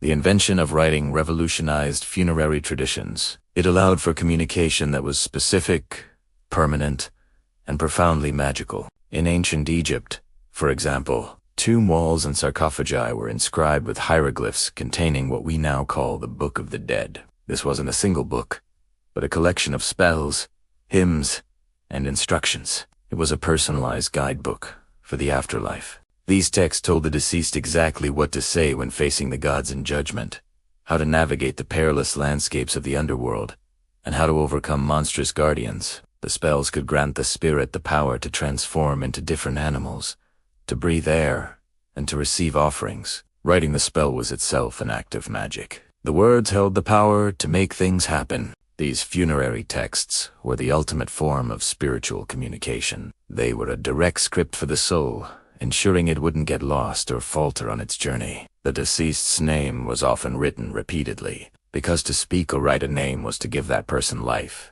and ensure their eternal existence. If your name was remembered and recorded, you could never truly die. These written prayers and spells were a final, loving act from the living, a meticulously prepared package of information and power to aid their departed loved ones. It was the ultimate way to say, "We haven't forgotten you, and we've given you everything you need to succeed in your new life." From massive stone structures to the delicate strokes of a reed pen, ancient people used every tool at their disposal to bridge the gap between life and death, ensuring their ancestors were honored, provided for, and forever connected to the world they left behind. Thank you so much for joining me on this incredible journey into the past. It's truly amazing to see how these ancient beliefs shaped entire civilizations. If you enjoyed this exploration and want to learn more, please hit that like button. And don't forget to subscribe and turn on notifications so you won't miss our next adventure. We'll see you in the next video. Welcome, bike history buffs. Today, we're journeying back in time to the heart of ancient Mesoamerica, to a spectacular city built atop a mountain. Monte Albán. This wasn't just an isolated fortress in the clouds. It was a bustling hub, a crucial nexus, and a vast network of trade and cultural exchange that connected some of the greatest civilizations of its time. How did this Zapotec capital interact with the mighty Olmecs, the sprawling metropolis of Teotihuacan, and the ingenious Maya? Let's unravel the threads of trade, art, and influence that tied these ancient worlds together. Our story begins long before Monte Albán reached its zenith. The groundwork for these extensive networks was laid by the Olmec civilization, often called the mother culture of Mesoamerica, flourishing from around 1500 to 400 BCE along the Gulf Coast. The Olmecs established trade routes to acquire precious materials not found in their homeland. One of the most prized commodities was jade. For the Olmecs, and later for all Mesoamerican cultures, jade was more than just a beautiful green stone. It was sacred, symbolizing life, water, and maize. The primary source for this highly valued jadeite was the Motagua River Valley in what is now Guatemala. To get it, the Olmecs had to trade, and their routes passed directly through the valley of Oaxaca, the future heartland of the archaeological evidence from sites in Oaxaca, like San Jose Mogote. A predecessor. Monte Albán shows a clear Olmec influence. We find pottery with classic Olmec motifs, like the war jaguar and figurines carved in the distinctive Olmec style. This wasn't a one-way street. The Oaxacans had their own valuable resources to offer, including locally sourced magnetite, which was used to create polished mirrors that were highly sought after by Olmec elites. This early exchange set a precedent. It established pathways and relationships, demonstrating that the Valley of Oaxaca was a strategic crossroads. When Monte Albán was founded around 500 BCE, its inhabitants were already well versed in the art of long-distance trade and diplomacy. They didn't have to invent the wheel, they just had to steer it in their direction. As Monte Albán grew into a powerful city-state, a new titan rose in the north. Located near modern-day Mexico City, Teotihuacan became one of the largest cities in the ancient world, a sprawling urban center with immense political and economic power. The relationship between Monte Albán and Teotihuacan is fascinating and complex, a blend of respect, rivalry, and mutual benefit. One of the key materials that defined this relationship was obsidian. This volcanic glass was the go-to material for making razor-sharp blades, projectile points, and ritual objects. Teotihuacan controlled the major obsidian sources at Pachuca, known for its unique green-gold sheen, and their control over obsidian production and distribution was a cornerstone of their economic dominance. However, Monte Albán and Zapotec rulers were not mere customers. They were strategic partners. In Teotihuacan, archaeologists have discovered a distinct Oaxaca barrio, a neighborhood where Zapotec merchants, artisans, and diplomats lived. Excavations in this quarter have unearthed Zapotec-style pottery, burial urns, and tombs built in the traditional Oaxacan manner. This suggests a permanent community of Zapotecs living and working within the great metropolis, likely managing trade and diplomatic relations. What did they offer in return for Teotihuacan's prized obsidian and other goods? Besides potentially serving as intermediaries for goods from further south, they likely traded local Oaxacan products, such as high-quality ceramics cochineal for vibrant red dye and agricultural products. This unique arrangement points to a level of formal status interaction that was remarkably sophisticated. It was less a relationship of domination and more one of peer-polity interaction, where two major powers recognized each other's influence and found ways to coexist and prosper. Now, let's turn our attention south to the dense jungles of the Maya heartland. The connection between Monte Albán and the Maya kingdoms is a bit more subtle, but equally significant. Unlike the permanent barrio in Teotihuacan, the evidence here is more about shared ideas and luxury goods. One of the most telling commodities is cacao. The beans of the cacao tree were not just used to make a frothy, bitter drink reserved for the elite. They were also used as a form of currency throughout Mesoamerica. The prime cacao-growing regions were in the Maya lowlands and along the Pacific coast. For Monte Albán to acquire this prestigious good, they had to engage in trade with their Maya neighbors. The influence wasn't just economic. We see it reflected in the art and writing systems of both cultures. Monte Albán developed one of the earliest writing systems in Mesoamerica, evident in the carved stones known as the Danzantes.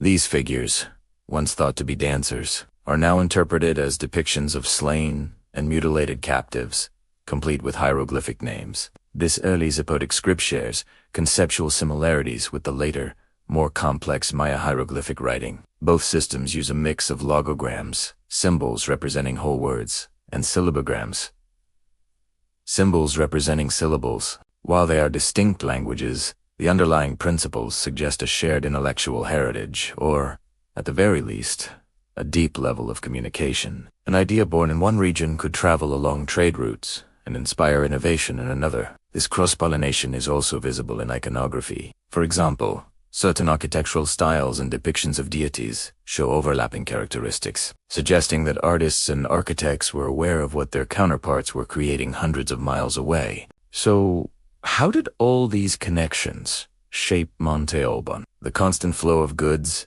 people, and ideas made the city a vibrant, cosmopolitan center. Trade in jade, obsidian, and cacao didn't just bring wealth, it brought knowledge. The presence of a Zapotec enclave in Teotihuacan shows a high degree of political acumen, allowing Monte Albán to maintain its autonomy while engaging with a superpower. The shared concepts in writing and iconography with the Maya demonstrate that Monte Albán was part of a broader Mesoamerican intellectual world. These networks were the city's lifeblood. They allowed the Zapotec rulers to adorn themselves in sacred jade from the south, armed their soldiers with obsidian from the north, and participate in elite rituals involving cacao. More importantly, this trade solidified their power and prestige. By controlling access to these valuable goods and knowledge, the rulers of Monte Albán could project an image of immense power and divine favor, securing their position at the pinnacle of Zapotec society. Monte Albán was not an island in the sky. It was a brilliantly connected hub, strategically positioned to engage with the great civilizations of its time. From the early exchanges with the Olmecs to the formal diplomatic ties with Teotihuacan and the cultural currents shared with the Maya, Monte Albán's story is one of connection. The trade in precious materials like jade, obsidian, and cacao was the vehicle for a much deeper exchange of ideas, technologies, and artistic styles. This vast network of influence is what allowed Monte Albán to flourish for over 1,000 years, leaving behind a legacy that continues to captivate us. Today, it's a powerful reminder that no great civilization ever truly stands alone. Thank you so much for joining me on this deep dive into Mesoamerican history. If you enjoyed this journey, please hit that like button and consider subscribing for more adventures into the past. Let me know in the comments which ancient city we should explore next. Until then, stay curious. Welcome back to our journey through ancient Mesoamerica. Today, we're diving into Chapter 13. Conflict and Expansion, a pivotal era for the Zapotec civilization. How did a regional power centered at Monte Albán become a dominant empire? The answer lies in a masterful blend of warfare and diplomacy. Imagine the valley of Oaxaca, around 500 BCE. Monte Albán is growing, its population is booming, and its leaders are ambitious. To secure their dominance, they embarked on a series of strategic campaigns. This wasn't just random raiding, it was calculated expansion. The Zapotecs were brilliant strategists. They would identify rival settlements, assess their strength, and then decide on a course of action. Would it be a full-scale military assault, or could a political alliance achieve the same goal with less bloodshed? This dual approach of sword and handshake was the key to their success. Evidence of this military might is literally carved in stone. At Monte Albán, archaeologists have unearthed a fascinating and somewhat chilling gallery of carved stone slabs. These aren't just art. They're conquest inscriptions. Picture this: a series of more than 40 carved slabs, each depicting an upside-down head with a closed eye beneath a place-name glyph. These aren't portraits of sleeping kings. These are graphic representations of conquered cities. The upside-down head symbolizes the defeated ruler, and the glyph above it names the subjugated town. It's a brutal but effective form of political propaganda. Imagine being an ambassador from a neighboring city, walking past this stone wall of defeated enemies. The message would be crystal clear: join us, or you're next. This was a powerful tool for intimidating rivals and compelling them to submit to Zapotec authority without a fight. This brings us to a crucial development: the weaponization of writing. For the Zapotecs, writing was more than just a way to record history or track calendars. It became an instrument of political power. The conquest slabs are a prime example. By publicly displaying their victories, the rulers of Monte Albán were legitimizing their reign and broadcasting their power to everyone, from commoners to foreign dignitaries. The ability to read and write was likely restricted to an elite class of priests and scribes, which gave the rulers immense control over the historical narrative. They decided which victories were celebrated, which kings were immortalized, and which enemies were publicly shamed. This elite control over information was fundamental. Royal genealogies were carefully recorded to prove a ruler's divine right to the throne, linking them to gods and legendary ancestors. Treaties and tribute lists were documented, formalizing the relationships between Monte Albán and its subject states. This wasn't just record-keeping, it was statecraft. By controlling the written word, Zapotec rulers could shape public opinion, justify their wars, and solidify their grip on a vast and complex empire. Writing was the software that ran the hardware of their military machine. So, how did this play out on the ground? Zapotec expansion wasn't a single, swift campaign. It was a centuries-long process of consolidating power within the valley of Oaxaca and then pushing outwards. Some cities were brought into the fold through strategic marriages between royal families, creating powerful alliances that benefited both sides. These diplomatic ties were often sealed with elaborate ceremonies and the exchange of luxury goods, like jade, obsidian, and marine shells, demonstrating the mutual respect and shared interests of the allied elites. Other times, diplomacy failed or wasn't an option. In these cases, the Zapotec military, lightly, a well-organized and disciplined force, would be deployed. After a successful conquest, the defeated city would be integrated into the Zapotec tribute system. They would be required to send goods, resources, and sometimes people to Monte Albán. This tribute fueled the capital's growth, financing more public works, feeding its population, and enriching its nobility. It was a self-perpetuating cycle. Conquest brought wealth, and wealth funded further conquest. However, the Zapotecs didn't simply rule through brute force. They were clever imperial administrators. Often, they would leave local ruling families in place as long as they pledged fealty and paid their tribute to Monte Albán. This form of indirect rule was incredibly efficient. It minimized the risk of rebellion, as local populations were still governed by their own familiar leaders. And it saved the Zapotec state the administrative headache of managing every single village directly. It was a pragmatic approach that allowed them to control a large and diverse territory with a relatively lean imperial bureaucracy. The Zapotec state that emerged from this period of conflict and expansion was a complex, hierarchical society. At the top was the divine king in Monte Albán, his power amplified by military might and reinforced by the sacred act of writing. Below him were the nobles, priests, and warriors who managed the empire. And at the base was the vast population of farmers, artisans, and laborers whose work supported the entire structure, and the subjugated peoples whose tribute flowed into the capital. The story of Zapotec expansion is a classic tale of state building, where the pen and the sword worked in tandem to forge an empire that would dominate the region for centuries. It's a powerful reminder that in the ancient world, information and force were two sides of the same coin of power. Thanks for joining us for this deep dive into Zapotec history. If you found this fascinating, please hit that like button, subscribe to the channel, and ring the notification bell so you don't miss our next chapter. We'd love to hear your thoughts in the comments below. Until next time, keep exploring. Imagine, for a moment, standing on a mountaintop, not one carved by nature alone, but sculpted by human hands over centuries. You're in the heart of the Oaxaca Valley, around 500 AD.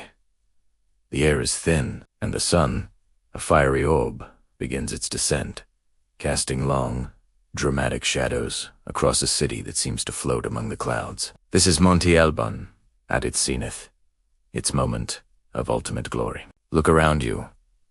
This isn't just a settlement. It's a sprawling metropolis, a testament to the ingenuity and power of the Zapotec people. At this very moment, as many as 25,000 souls call this city home. From this vantage point, you see a magnificent urban landscape unfolding below. The Great Plaza, a vast, meticulously leveled rectangle of earth, forms the city's core. It's so immense, you could fit several modern football fields within its boundaries. A grand stage for the rituals and gatherings that bind this society together. As the setting sun bathes the city in a golden red glow, the buildings themselves seem to ignite. The temples, great pyramids with wide staircases, are coated in brilliant white and red stucco. They reach for the heavens, their flat tops serving as sacred platforms where priests commune with the gods. The light catches the polished surfaces, making them shine like beacons against the darkening mountain landscape. Palaces, the residences of the noble and powerful,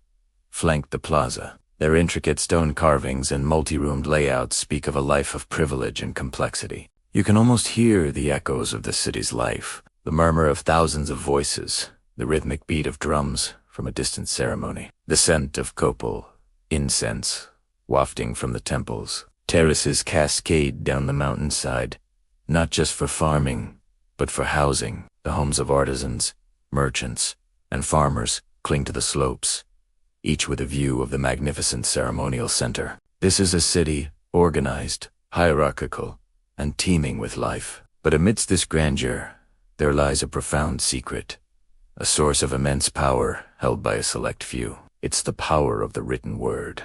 Here, in Monte Albán, literacy is not for everyone. It is a sacred gift, a tool reserved for the elite, the kings, the high priests, the nobles. They are the keepers of history, the interpreters of the cosmos, the masters of the calendar. Their knowledge, etched in stone and painted on codices, is what separates them from the masses. Imagine a scribe, a high-ranking noble, dipping a brush into black ink. His hand moves with practiced grace across a deerskin screen fold, painting glyphs that are both pictures and sounds. He is not just writing. He is channeling the voice of the gods, recording the deeds of kings, predicting the movements of the stars. To read and write is to hold the keys to the universe, to understand the cycles of time, and to legitimize one's place in the cosmic order. This script, with its elegant bars, dots, and stylized heads, is a mystery to the common person. They might see these symbols carved on the massive stone stelae, the so-called Danzantes, or on the walls of public buildings. They would recognize them as powerful, sacred marks, but their meaning would be locked away, interpreted for them by the ruling class. This control of information is a cornerstone of Zapotec power. It allows the elite to craft the official narrative, to declare victories, to trace their lineage directly back to the gods, and to justify their right to rule. The calendar, a complex interplay of a 260-day sacred cycle and a 365-day solar year, is another domain of the literate elite. They alone can calculate the auspicious days for planting, for warfare, for coronations, for marriage. Their predictions guide the spiritual and agricultural life of the entire civilization. To the farmer on the terrace below, the priest who announces the coming rains is not just an educated man. He is a conduit to the divine.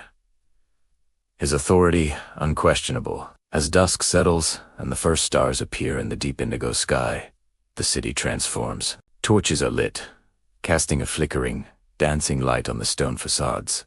The white temples now glow like ethereal ghosts against the blackness of the mountain. The atmosphere is thick with reverence and awe. The sounds of the day have faded, replaced by the hushed tones of evening rituals. In the palaces, nobles might be gathered, reading ancient texts, discussing politics, or planning the next great construction project that will further glorify their city and their gods. This was Monte Albán in its golden age, a city of stunning beauty and architectural might, a hub of trade that connected it to other great civilizations like Teotihuacan, far to the north. But it was also a city built on a carefully maintained order, where knowledge was power, and the ability to write was the ultimate symbol of status and authority. The glyphs carved into its stones are not just decorations. They are declarations of power, whispered secrets from an elite who believed they held the world's destiny in their hands. As we stand here, watching the last light fade from this incredible city on a hill, we are witnessing a civilization at the very peak of its cultural and political expression, a shining moment in time before the inevitable shadows of change would begin to fall. Thank you for joining us on this journey back in time. If you've been captivated by the glory of Monte Albán, please hit that like button, subscribe to our channel, and ring the bell so you don't miss the next chapter in this incredible story. We'd love to hear your thoughts in the comments below. Hello, history lovers, and welcome back to our channel. Today, we're journeying deep into the heart of ancient Oaxaca, Mexico, to uncover the secrets of one of Mesoamerica's earliest and most enigmatic writing systems, the Zapotec script. Long before the Aztecs or even the Maya, the Zapotec civilization was carving its history into stone, leaving behind a legacy that continues to puzzle and fascinate scholars to this day. So, grab your virtual archaeology gear, because we're about to decode the messages left by this incredible culture. Our story begins around 600 BC in the valley of Oaxaca. Here, the great city of Monte Albán rose, becoming the center of the Zapotec world. And it's here that we find our first clues. Imagine walking through this ancient capital and coming face to face with massive stone slabs, or stelae, covered in intricate carvings. These aren't just decorations. They are public monuments, political statements, and historical records all rolled into one. One of the most famous examples is the Danzantes, or Dansus, gallery. These reliefs depict contorted, often grimacing figures. For a long time, they were thought to be dancers or swimmers, but a closer look reveals something more complex. Many figures have closed eyes, and some have glyphs near their genital areas, which scholars now interpret as signs of sacrifice or capture. These aren't dancers, they're conquered enemies, and the glyphs alongside them are their names, their home cities, or the dates of their capture. These stones were a powerful display of Monte Albán's military might, a clear message to any rivals. The glyphs themselves are a fascinating mix of logographic and phonetic elements. This means some symbols represent whole words or ideas, like a mountain for a place, while others represent sounds or syllables. We see a calendar system, too. The Zapotec used the 260-day ritual calendar, shared by many Mesoamerican cultures, to mark important dates. You'll often see a combination of a number, represented by dots, and a day sign, like jaguar or water. For example, the famous Stela 12 and 13 show a year-bearer glyph, which marks the first day of the new year, along with a narrative of conquest. It's a snapshot of a specific moment in history, recorded for eternity. But the Zapotec didn't just write on massive public monuments. Their messages are also found in the most personal and sacred of places. Tombs. Deep beneath the pyramids and plazas of Monte Albán, the Zapotec elite were laid to rest in elaborate underground chambers. The walls of these tombs are often painted with vibrant murals and covered in glyphs. Unlike the public stele focused on war and conquest, tomb inscriptions tell a different story. They often depict genealogical information, tracing the lineage of the deceased and affirming their noble status. In tombs like Tomb 104 and 105, we see processions of ancestors, each identified by their name, glyphs. These inscriptions serve to connect the deceased with their divine heritage and ensure their successful journey into the afterlife. They also functioned as a kind of legal document, reinforcing the family's claim to power and territory for generations to come.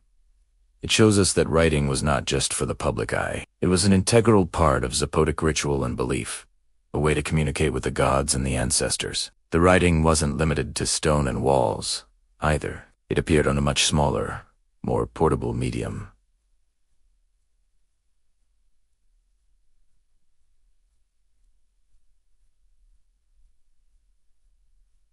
Ceramics. The Zapotec were master potters, and they often incised or painted glyphs onto their vessels. These could be simple owner's marks, but often they were much more complex. We find ceramic urns, often depicting deities or ancestors, adorned with calendrical dates and name glyphs. These might commemorate a specific event, a birth, a marriage, or a ritual performed by the owner. These ceramic texts give us a glimpse into the daily lives and personal devotions of the Zapotec people, moving beyond the grand narratives of kings and conquests. Now, if this writing system is everywhere, why haven't we completely deciphered it? This brings us to the great challenge of Zapotec script. Unlike Maya hieroglyphs, for which we found a Rosetta Stone of sorts in the form of Bishop de Landa's alphabet, no such key exists for Zapotec. The script also changed significantly over its 1,000-year history, evolving from the early glyphs at San Jose Mogote and Monte Albán to later forms found at sites like Lambadia. Furthermore, we lack long, continuous texts. Most inscriptions are short and formulaic, usually just a name, a date, or a title. This makes it incredibly difficult to understand the grammar and syntax of the language. Scholars have made huge progress, identifying dozens of signs for calendrical dates, places, and titles like Lord or Lady. But piecing them together into full sentences remains a monumental task. It's like having a dictionary with lots of nouns and numbers, but very few verbs or connecting words. Every new inscription discovered adds another piece to this giant linguistic puzzle. So what is the ultimate legacy of Zapotec writing? Its importance cannot be overstated. As one of the earliest writing systems in Mesoamerica, it laid the foundation for what was to come. You can see its influence on later scripts, particularly the Mixtec writing system. The Mixtecs, who later came to dominate the Oaxaca region, adopted and adapted many Zapotec conventions, especially in their use of calendrical and place name glyphs. You can see this evolution in the famous Mixtec codices, the painted deerskin books that narrate epic histories and genealogies. The DNA of Zapotec writing is embedded in these later traditions. The Zapotec script is a powerful reminder that history is written by many voices. It tells a story not just of kings and warriors, but of families, rituals, and a deep connection to time and the cosmos. While many of its secrets remain locked in stone, Each glyph we identify brings us closer to understanding the world of this ancient and brilliant civilization. The messages are there, waiting for us to listen. Thank you so much for joining me on this archaeological adventure into the world of Zapotec writing. What do you think is the most fascinating aspect of this ancient script? Let me know in the comments below. And if you enjoyed this journey into the past, please give this video a thumbs up and subscribe to the channel for more explorations of lost civilizations. Until next time, keep exploring. Welcome back to our journey through time. Today, we arrive at a somber, yet crucial chapter in the story of Monte Albán. Its gradual decline, like the slow setting of a once blazing sun, the city's power didn't vanish overnight. Instead, after 750 CE, it entered a long, quiet twilight. This wasn't a city sacked by invaders or destroyed by a sudden cataclysm. It was something far more subtle. A slow unraveling that speaks volumes about the nature of civilizations. Imagine a grand marketplace, once bustling with merchants from across Mesoamerica, now seeing fewer and fewer caravans. The lifeblood of the city, its intricate network of trade, was changing. The old routes that had brought obsidian, jade, and exotic feathers to the mountain's peak began to shift. New powers were rising in other regions, forging new alliances and creating new economic centers. The arteries that had fed Monte Albán for a millennium were slowly hardening. Simultaneously, a transformation was happening from within. The unity that had built the great plazas and temples began to fray. We see evidence of growing divisions among the elite families who governed the city. Perhaps they disagreed on how to respond to the changing world, or maybe old rivalries, long suppressed for the common good, finally boiled to the surface. Without a strong, unified leadership, the monumental construction projects that had defined the city for centuries came to a halt. The sound of chisels on stone, a constant hum for generations, slowly faded as the city's political and economic heart weakened. Its people began to look elsewhere for their future. A slow, steady migration began. Families started leaving the mountaintop, moving down into the fertile valley floor below. This wasn't a frantic exodus, but a practical decision. Life in the valley offered new opportunities, closer access to farmland, and a chance to build smaller, more manageable communities. The great city on the hill was no longer the only, or even the best, place to be. The process was so gradual that perhaps those living through it barely noticed the magnitude of the change. A few less priests on the main plaza each year, a few more houses left empty in the residential terraces. The great stone-lined reservoir, once meticulously maintained, might have started to leak, its repair no longer a priority. The ceremonial fires, once burning day and night, were lit less frequently, their smoke no longer a constant presence against the sky. Think of it like a magnificent tree whose roots can no longer draw enough water. The leaves don't all fall off at once. First, the ones at the very top begin to wither, then a branch, then another. The tree still stands, proud and tall, but it's no longer growing. It's slowly, imperceptibly, returning to the earth. This was Monte Albán in its final centuries of occupation. The spirit of the place was receding, like a slow tide going out. As more people descended into the valley, they founded new centers, like Zaquila and Mitla, which would eventually become the new hearts of Zapotec culture. They carried the legacy of Monte Albán with the mitzot, its calendar, its knowledge, but they adapted it to a new era. The mountain city had served its purpose. It had been the crucible where Zapotec civilization was forged, the capital that had dominated the region for over 1,000 years. Now, its children were moving on. By around 900 CE, the once thriving metropolis was largely abandoned. It was never truly forgotten, though it became a sacred place, a city of ancestors. Long after the last residents left, people from the valley would still climb the mountain to bury their most revered leaders in the ancient tombs. Borrowing the prestige and power of the old capital, it became a necropolis, a city of the dead, respected and honored, but no longer a city of the living. Today, when you walk through Monte Albán, you can feel this history in the air. The silence is profound. Stand in the middle of the grand plaza, and instead of the echoes of priests chanting or the murmur of 1,000 conversations, you hear the wind. It whispers through the empty bowl court, whistles around the corners of the temples, and rustles the dry grass growing between the stones.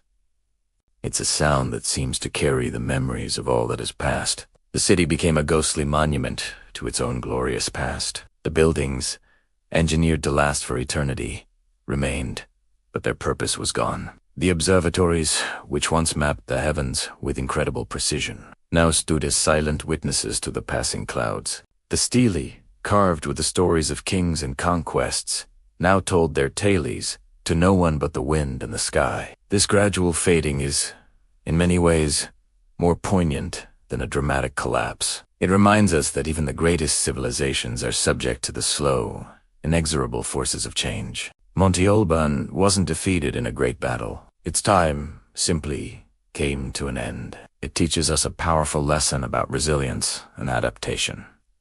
The Zapotec people didn't disappear. They transformed, creating a new future for themselves in the valley below, a future that continues to this day. The mountain became a monument, not a failure, but of a magnificent past. Its decline paved the way for new expressions of Zapotec culture to flourish. And as the sun sets over the Oaxaca Valley, casting long shadows from the temples of Monte Albán, it's not an ending you feel, but a sense of deep, enduring continuity. The people left, but the spirit, carved into the very stones of the mountain, remains. Thank you so much for joining us on this part of our exploration. It's a powerful story, and we have more to uncover. If you're enjoying this journey, please consider liking this video and subscribing to the channel. It truly helps us continue to bring these incredible histories to light. We'll see you next time. Welcome back to our journey through the wonders of ancient Mexico. Today, we re-climbing high into the Oaxaca Valley to witness the incredible story of a city lost and found, the magnificent Monte Albán. 4 centuries after its decline, this sprawling metropolis on a flattened mountaintop slept under a blanket of earth and time, its secrets known only to the wind and the local Zapotec communities who still revered the sacred mountain. But the past never stays buried forever. Imagine being a Spanish chronicler in the 16th century, stumbling upon this colossal, man-made plateau. You'd see enormous mounds, perfectly aligned plazas, and stone structures peeking through the overgrown vegetation. Figures like Fray Francisco de Burgo wrote about this awe-inspiring site, describing it as a place of grand palaces and tombs, built by a mysterious, ancient people. They documented what they saw, but the true scale and significance of Monte Albán remained a puzzle, a ghost city whispered about in colonial records. Their accounts were like tantalizing clues in a centuries-long treasure hunt, sparking curiosity but offering few answers. Who built this city in the clouds? What purpose did it serve? For hundreds of years, these questions hung in the air, waiting for the right moment and the right people to be answered. The real breakthrough, the moment the key began to turn in the lock of Monte Albán's secrets, didn't happen until the late 19th and early 20th centuries. This was the dawn of modern archaeology in Mexico, a time of intense national pride and a scientific quest to understand the country's pre-Hispanic roots. Scholars and explorers, armed with new methodologies and a hunger for knowledge, began to look at these ancient mounds not just as ruins, but as data points. One of the early pioneers was Leopoldo Baders, who conducted some of the first official explorations at the turn of the century. His work was rudimentary by today's standards, more of a clearing operation than a delicate excavation. But it was a crucial first step. He confirmed the sheer scale of the site and brought it back into the national consciousness. But the true star of Monte Albán's rediscovery was the legendary Mexican archaeologist Alfonso Caso. Beginning in 1931, Caso launched a systematic, 18-season-long project that would redefine Mesoamerican archaeology. He and his team weren't just digging for treasure. They were meticulously peeling back the layers of time, recording every piece of pottery, every stone, every bone fragment. Their approach was revolutionary. They mapped the entire civic ceremonial center, revealing the intricate layout of the main plaza, the ball court, the observatory, and the countless platforms and temples. It was like watching a ghost city slowly rematerialize before their very eyes. The world was about to witness a revelation that would send shockwaves through our understanding of ancient American civilizations. And then came the moment that would make headlines around the globe. On January 9th, 1932, While excavating a structure on the north platform, Casso's team uncovered a tomb that had miraculously escaped the notice of ancient looters. This was Tomb 7. As they carefully broke through the final seal, their lanterns illuminated a scene of unimaginable splendor. The chamber was filled with a treasure trove of artifacts, a testament to the wealth and artistry of the people who laid their ruler to rest here. We're talking about hundreds of objects crafted from gold, silver, jade, turquoise, alabaster, and intricately carved bone. There were golden pectorals, depicting mythological scenes, delicate filigree rings, and a stunning mask of the bat god made from 25 pieces of polished jade. One of the most breathtaking finds was a human skull, overlaid with a mosaic of turquoise and shell, a macabre yet beautiful masterpiece. The discovery of Tomb 7 was more than just finding gold. It was a direct, dazzling window into the ritual life cosmology and unparalleled craftsmanship of the Mixtec people who had reused teas, older Zapotec tomb, for their own noble burial. The news exploded. Alfonso Casso became an archaeological superstar overnight, and Monte Albán was firmly placed on the world map as one of the most important archaeological sites in the Americas. But beyond the glittering gold and shimmering jade, another, perhaps more profound, discovery was emerging from the stone monuments of Monte Albán. Carved into the slabs of a building now known as the Danzantes, or dancers, were strange, contorted human figures. For a long time, they were thought to be depictions of priests or nobles dancing in ecstatic ritual. But alongside these figures were cryptic symbols, glyphs, that no one could read. These weren't just decorative patterns. They were a form of writing. Similarly, other steely-end monuments across the site bore these enigmatic inscriptions. Scholars realized they were looking at one of the earliest writing systems in all of Mesoamerica, the written language of the Imagine the excitement. It is like finding a library of books in a language no one has spoken or read for over 1,000 years. This was a challenge that beckoned linguists and epigraphers from around the world. The process of decipherment was slow and painstaking. It involved comparing the glyphs to later Zapotec and Mixtec codices, analyzing their positions on the monuments, and looking for patterns. The glyphs were a mix of pictographic and logographic elements, representing objects, ideas, and sounds. Slowly, painstakingly, the stones began to speak. Scholars started to identify glyphs for names, places, and dates. The Danzantes, once thought to be dancers, were reinterpreted. Many now believe they represent slain, captive enemies. With their names and home cities recorded beside them, a grim but powerful record of Monte Albán's military might during its formative years. The discovery of Zapotec writing transformed our understanding of the site.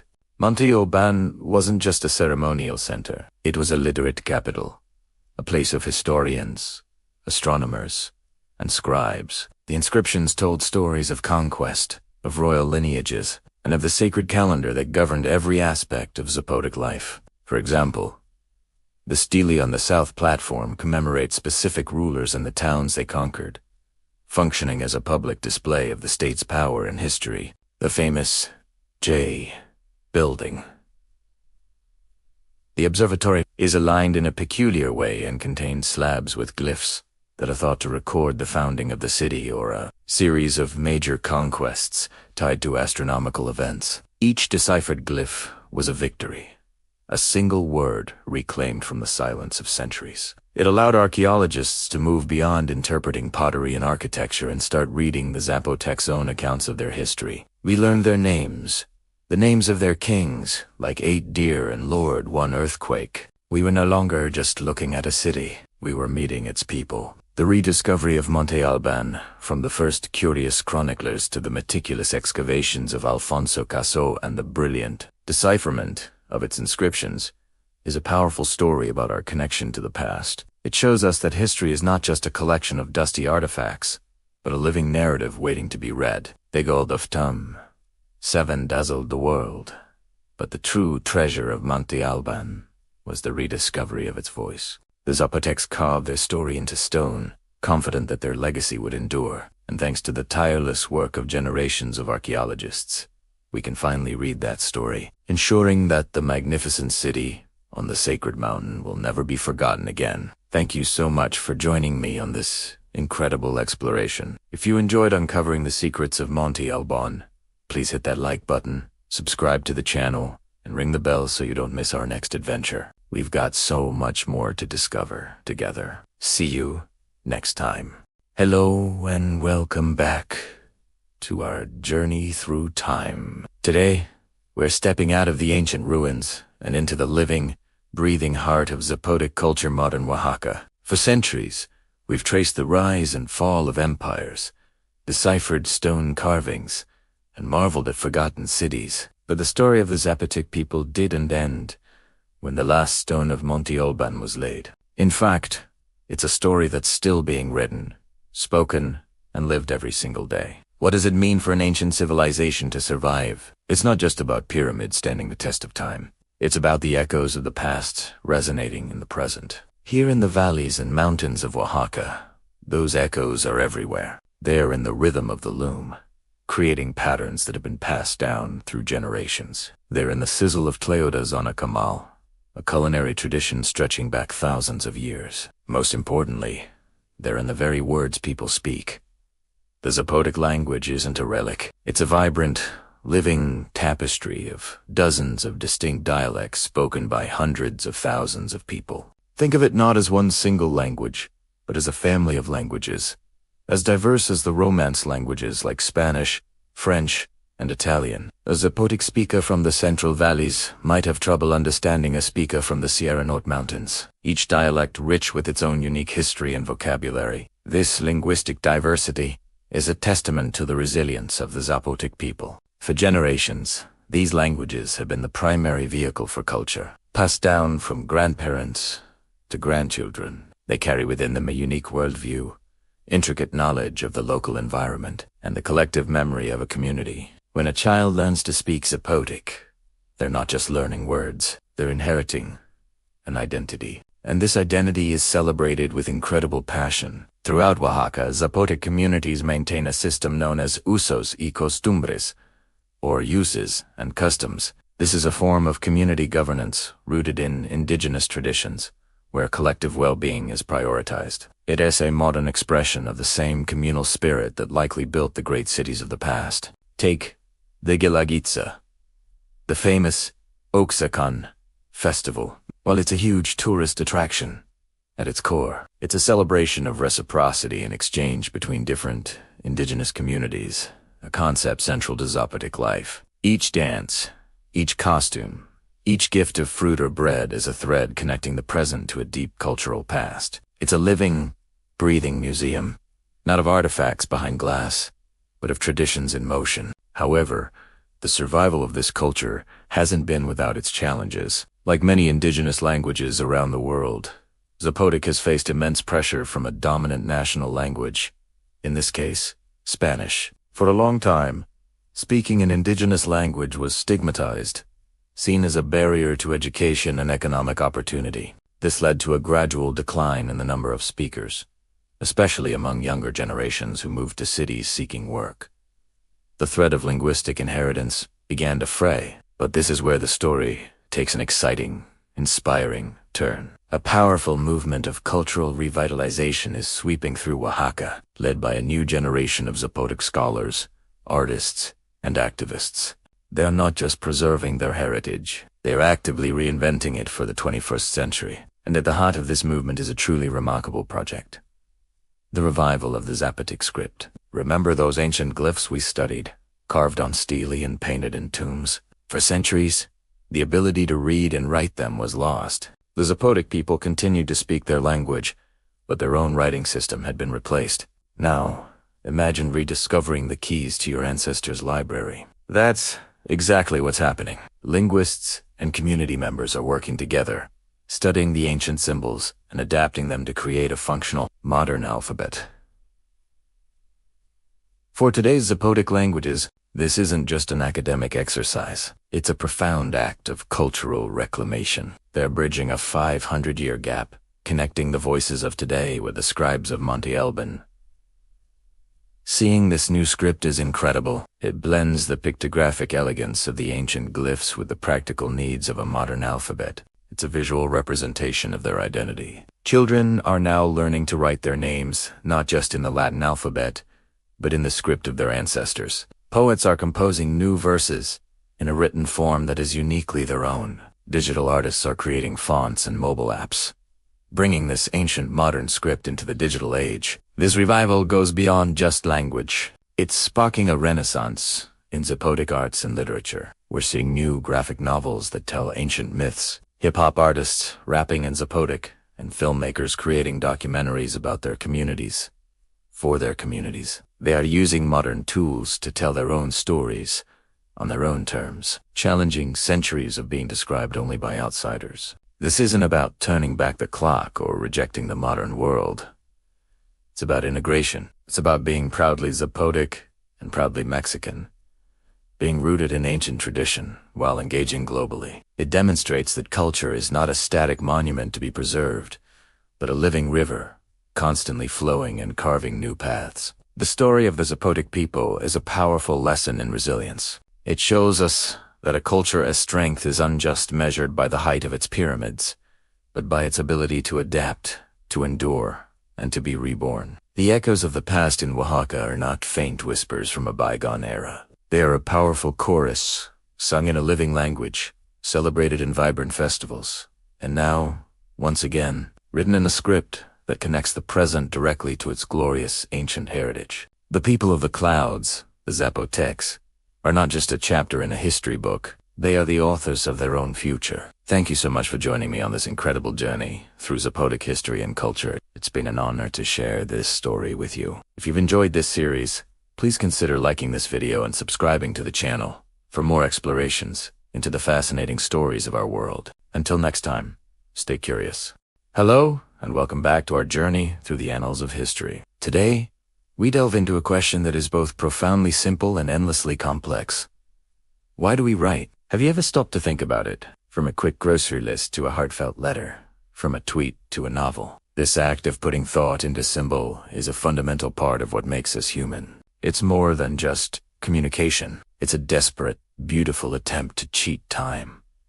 We write to remember. Our minds, for all their wonder, are fickle things. Memories fade, details blur, and moments that once felt so vivid can dissolve like mist. Writing is our anchor.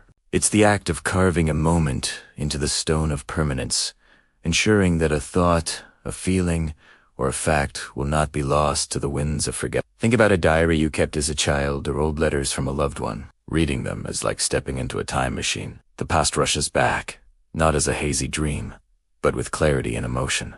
Writing is the technology of memory, a way to build an external archive of our own lives and the lives of those who came before us.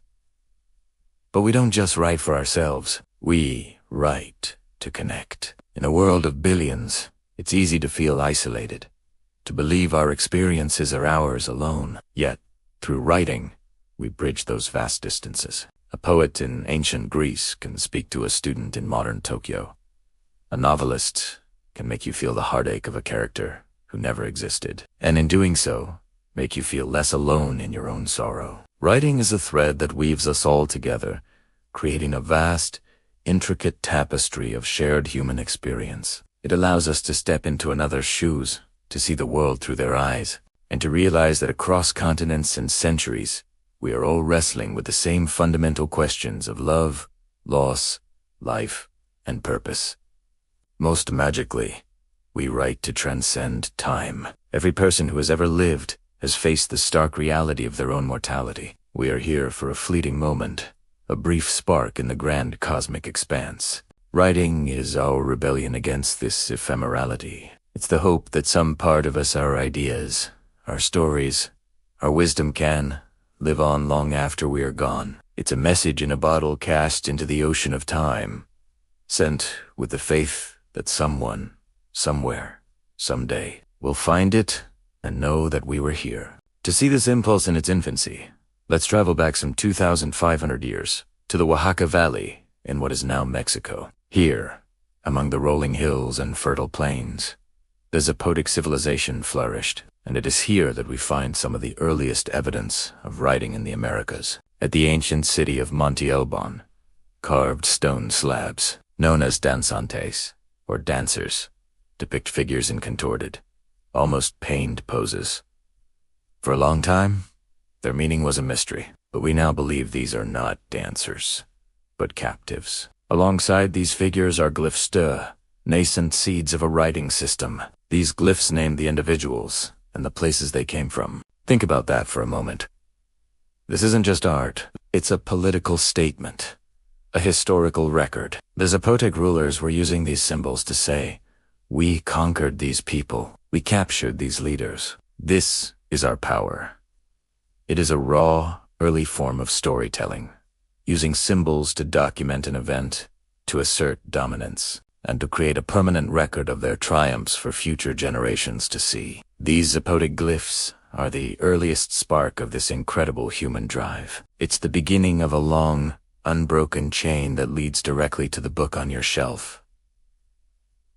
And the words on this screen, they were recording history, not just for practical purposes, but to tell a story about who they were and their place in the world. They were using symbols to make a memory permanent, to connect with their own people by showing them the strength of their leaders, and to send a message across time about their power and legacy. This early writing wasn't about poetry or philosophy just yet. It was about power, history, and identity. It shows us that from the very beginning, writing was tied to our need to make sense of the world and our place within it, to organize our societies, and to remember what we deemed important. The Zapotec scribes, carving into stone, were answering the same fundamental human need as a modern blogger typing out their thoughts. The technology has changed, but the core impulse remains identical. So, I want to leave you with a thought. Consider your own life, your own memories.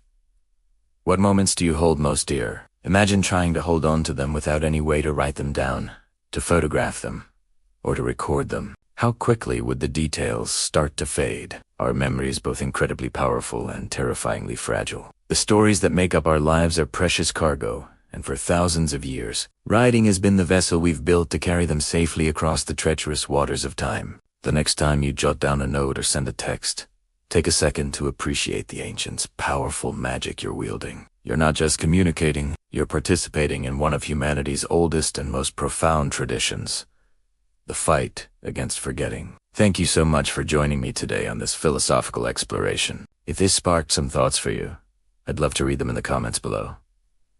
What do you write down, and why? Don't forget to like this video if you enjoyed it, and subscribe for more journeys into the heart of the human story. Until next time, stay curious. As the sun begins its descent, it paints the Oaxacan sky in hues of fiery orange and soft violet. Casting a magical glow over the ancient city of Monte Albán, we've journeyed far, through bustling markets and vibrant streets. But here, on this sacred mountain, time itself seems to slow down. Welcome back to our exploration of Mexico's heart and soul. Today, we conclude our journey in a place of profound silence and history, the eternal city of words and wind. For over a millennium, this was the vibrant center of Zapotec civilization. Imagine this vast plaza, not as the quiet expanse we see today, but teeming with life. Priests in elaborate feathered headdresses, astronomers charting the stars from their observatories, artisans crafting intricate gold jewelry, and scribes carving the stories of their people into stone.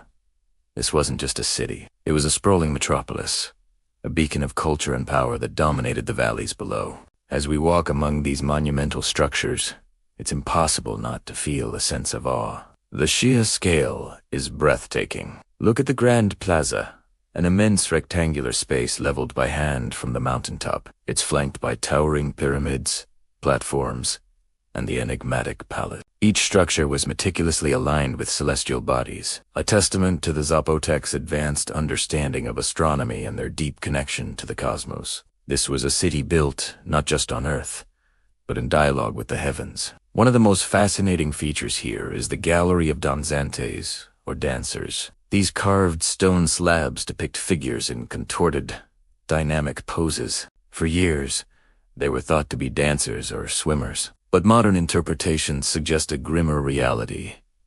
They are likely captured and sacrificed war captives, their twisted forms documenting the military might of Monte Albán.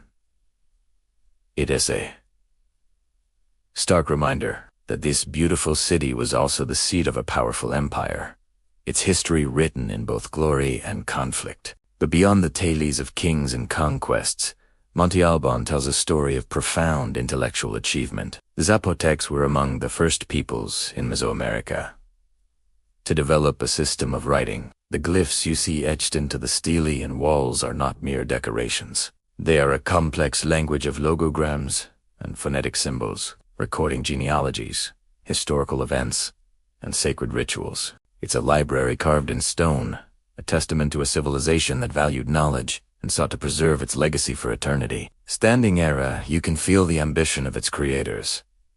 They didn't just build for a generation, they built for all time. The precision of the stonework, the grandeur of the architectural design, it all speaks to a people who saw themselves as part of an enduring cosmic cycle. They shaped a mountain into a mirror of their society and their beliefs, creating a space that was both a political capital and a sacred portal to the divine. Now, as the last rays of sunlight wash over the valley, the true magic of Monte Albán reveals itself. The stones, cool and gray for most of the day, begin to absorb the golden light. They transform, glowing with a warm, ethereal luminescence, as if the energy of centuries is being released. It's a photographer's dream, but more than that, it's a moment of pure, unadulterated beauty that connects you directly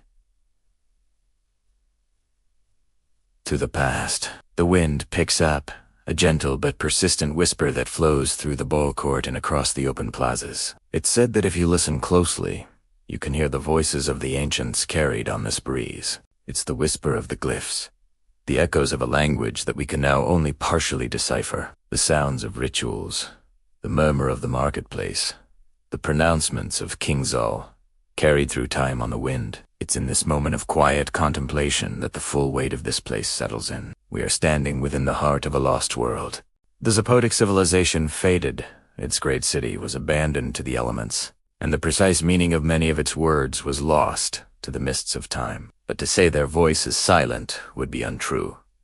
It is not lost, merely transformed. Their voice echoes in the resilience of their descendants who still inhabit these valleys, in the vibrant traditions that blend ancient beliefs with modern life. It echoes in the intricate patterns of Oaxacan textiles and the rich, complex flavors of its world-renowned cuisine. And most profoundly, it echoes here in the golden stones of Monte Albán, speaking a universal language of beauty, endurance, and the enduring human spirit. Though we may never fully translate their ancient script, the message of Monte Albán is clear. It speaks of a people who reached for the stars, who carved their identity into a mountaintop, and who left behind a legacy that continues to inspire wonder and humility. Their words may be partly lost, but their voice, carried on the wind and glowing in the sunset, still resounds through the ages, an eternal echo in this city of words and wind. Thank you so much for joining me on this incredible journey.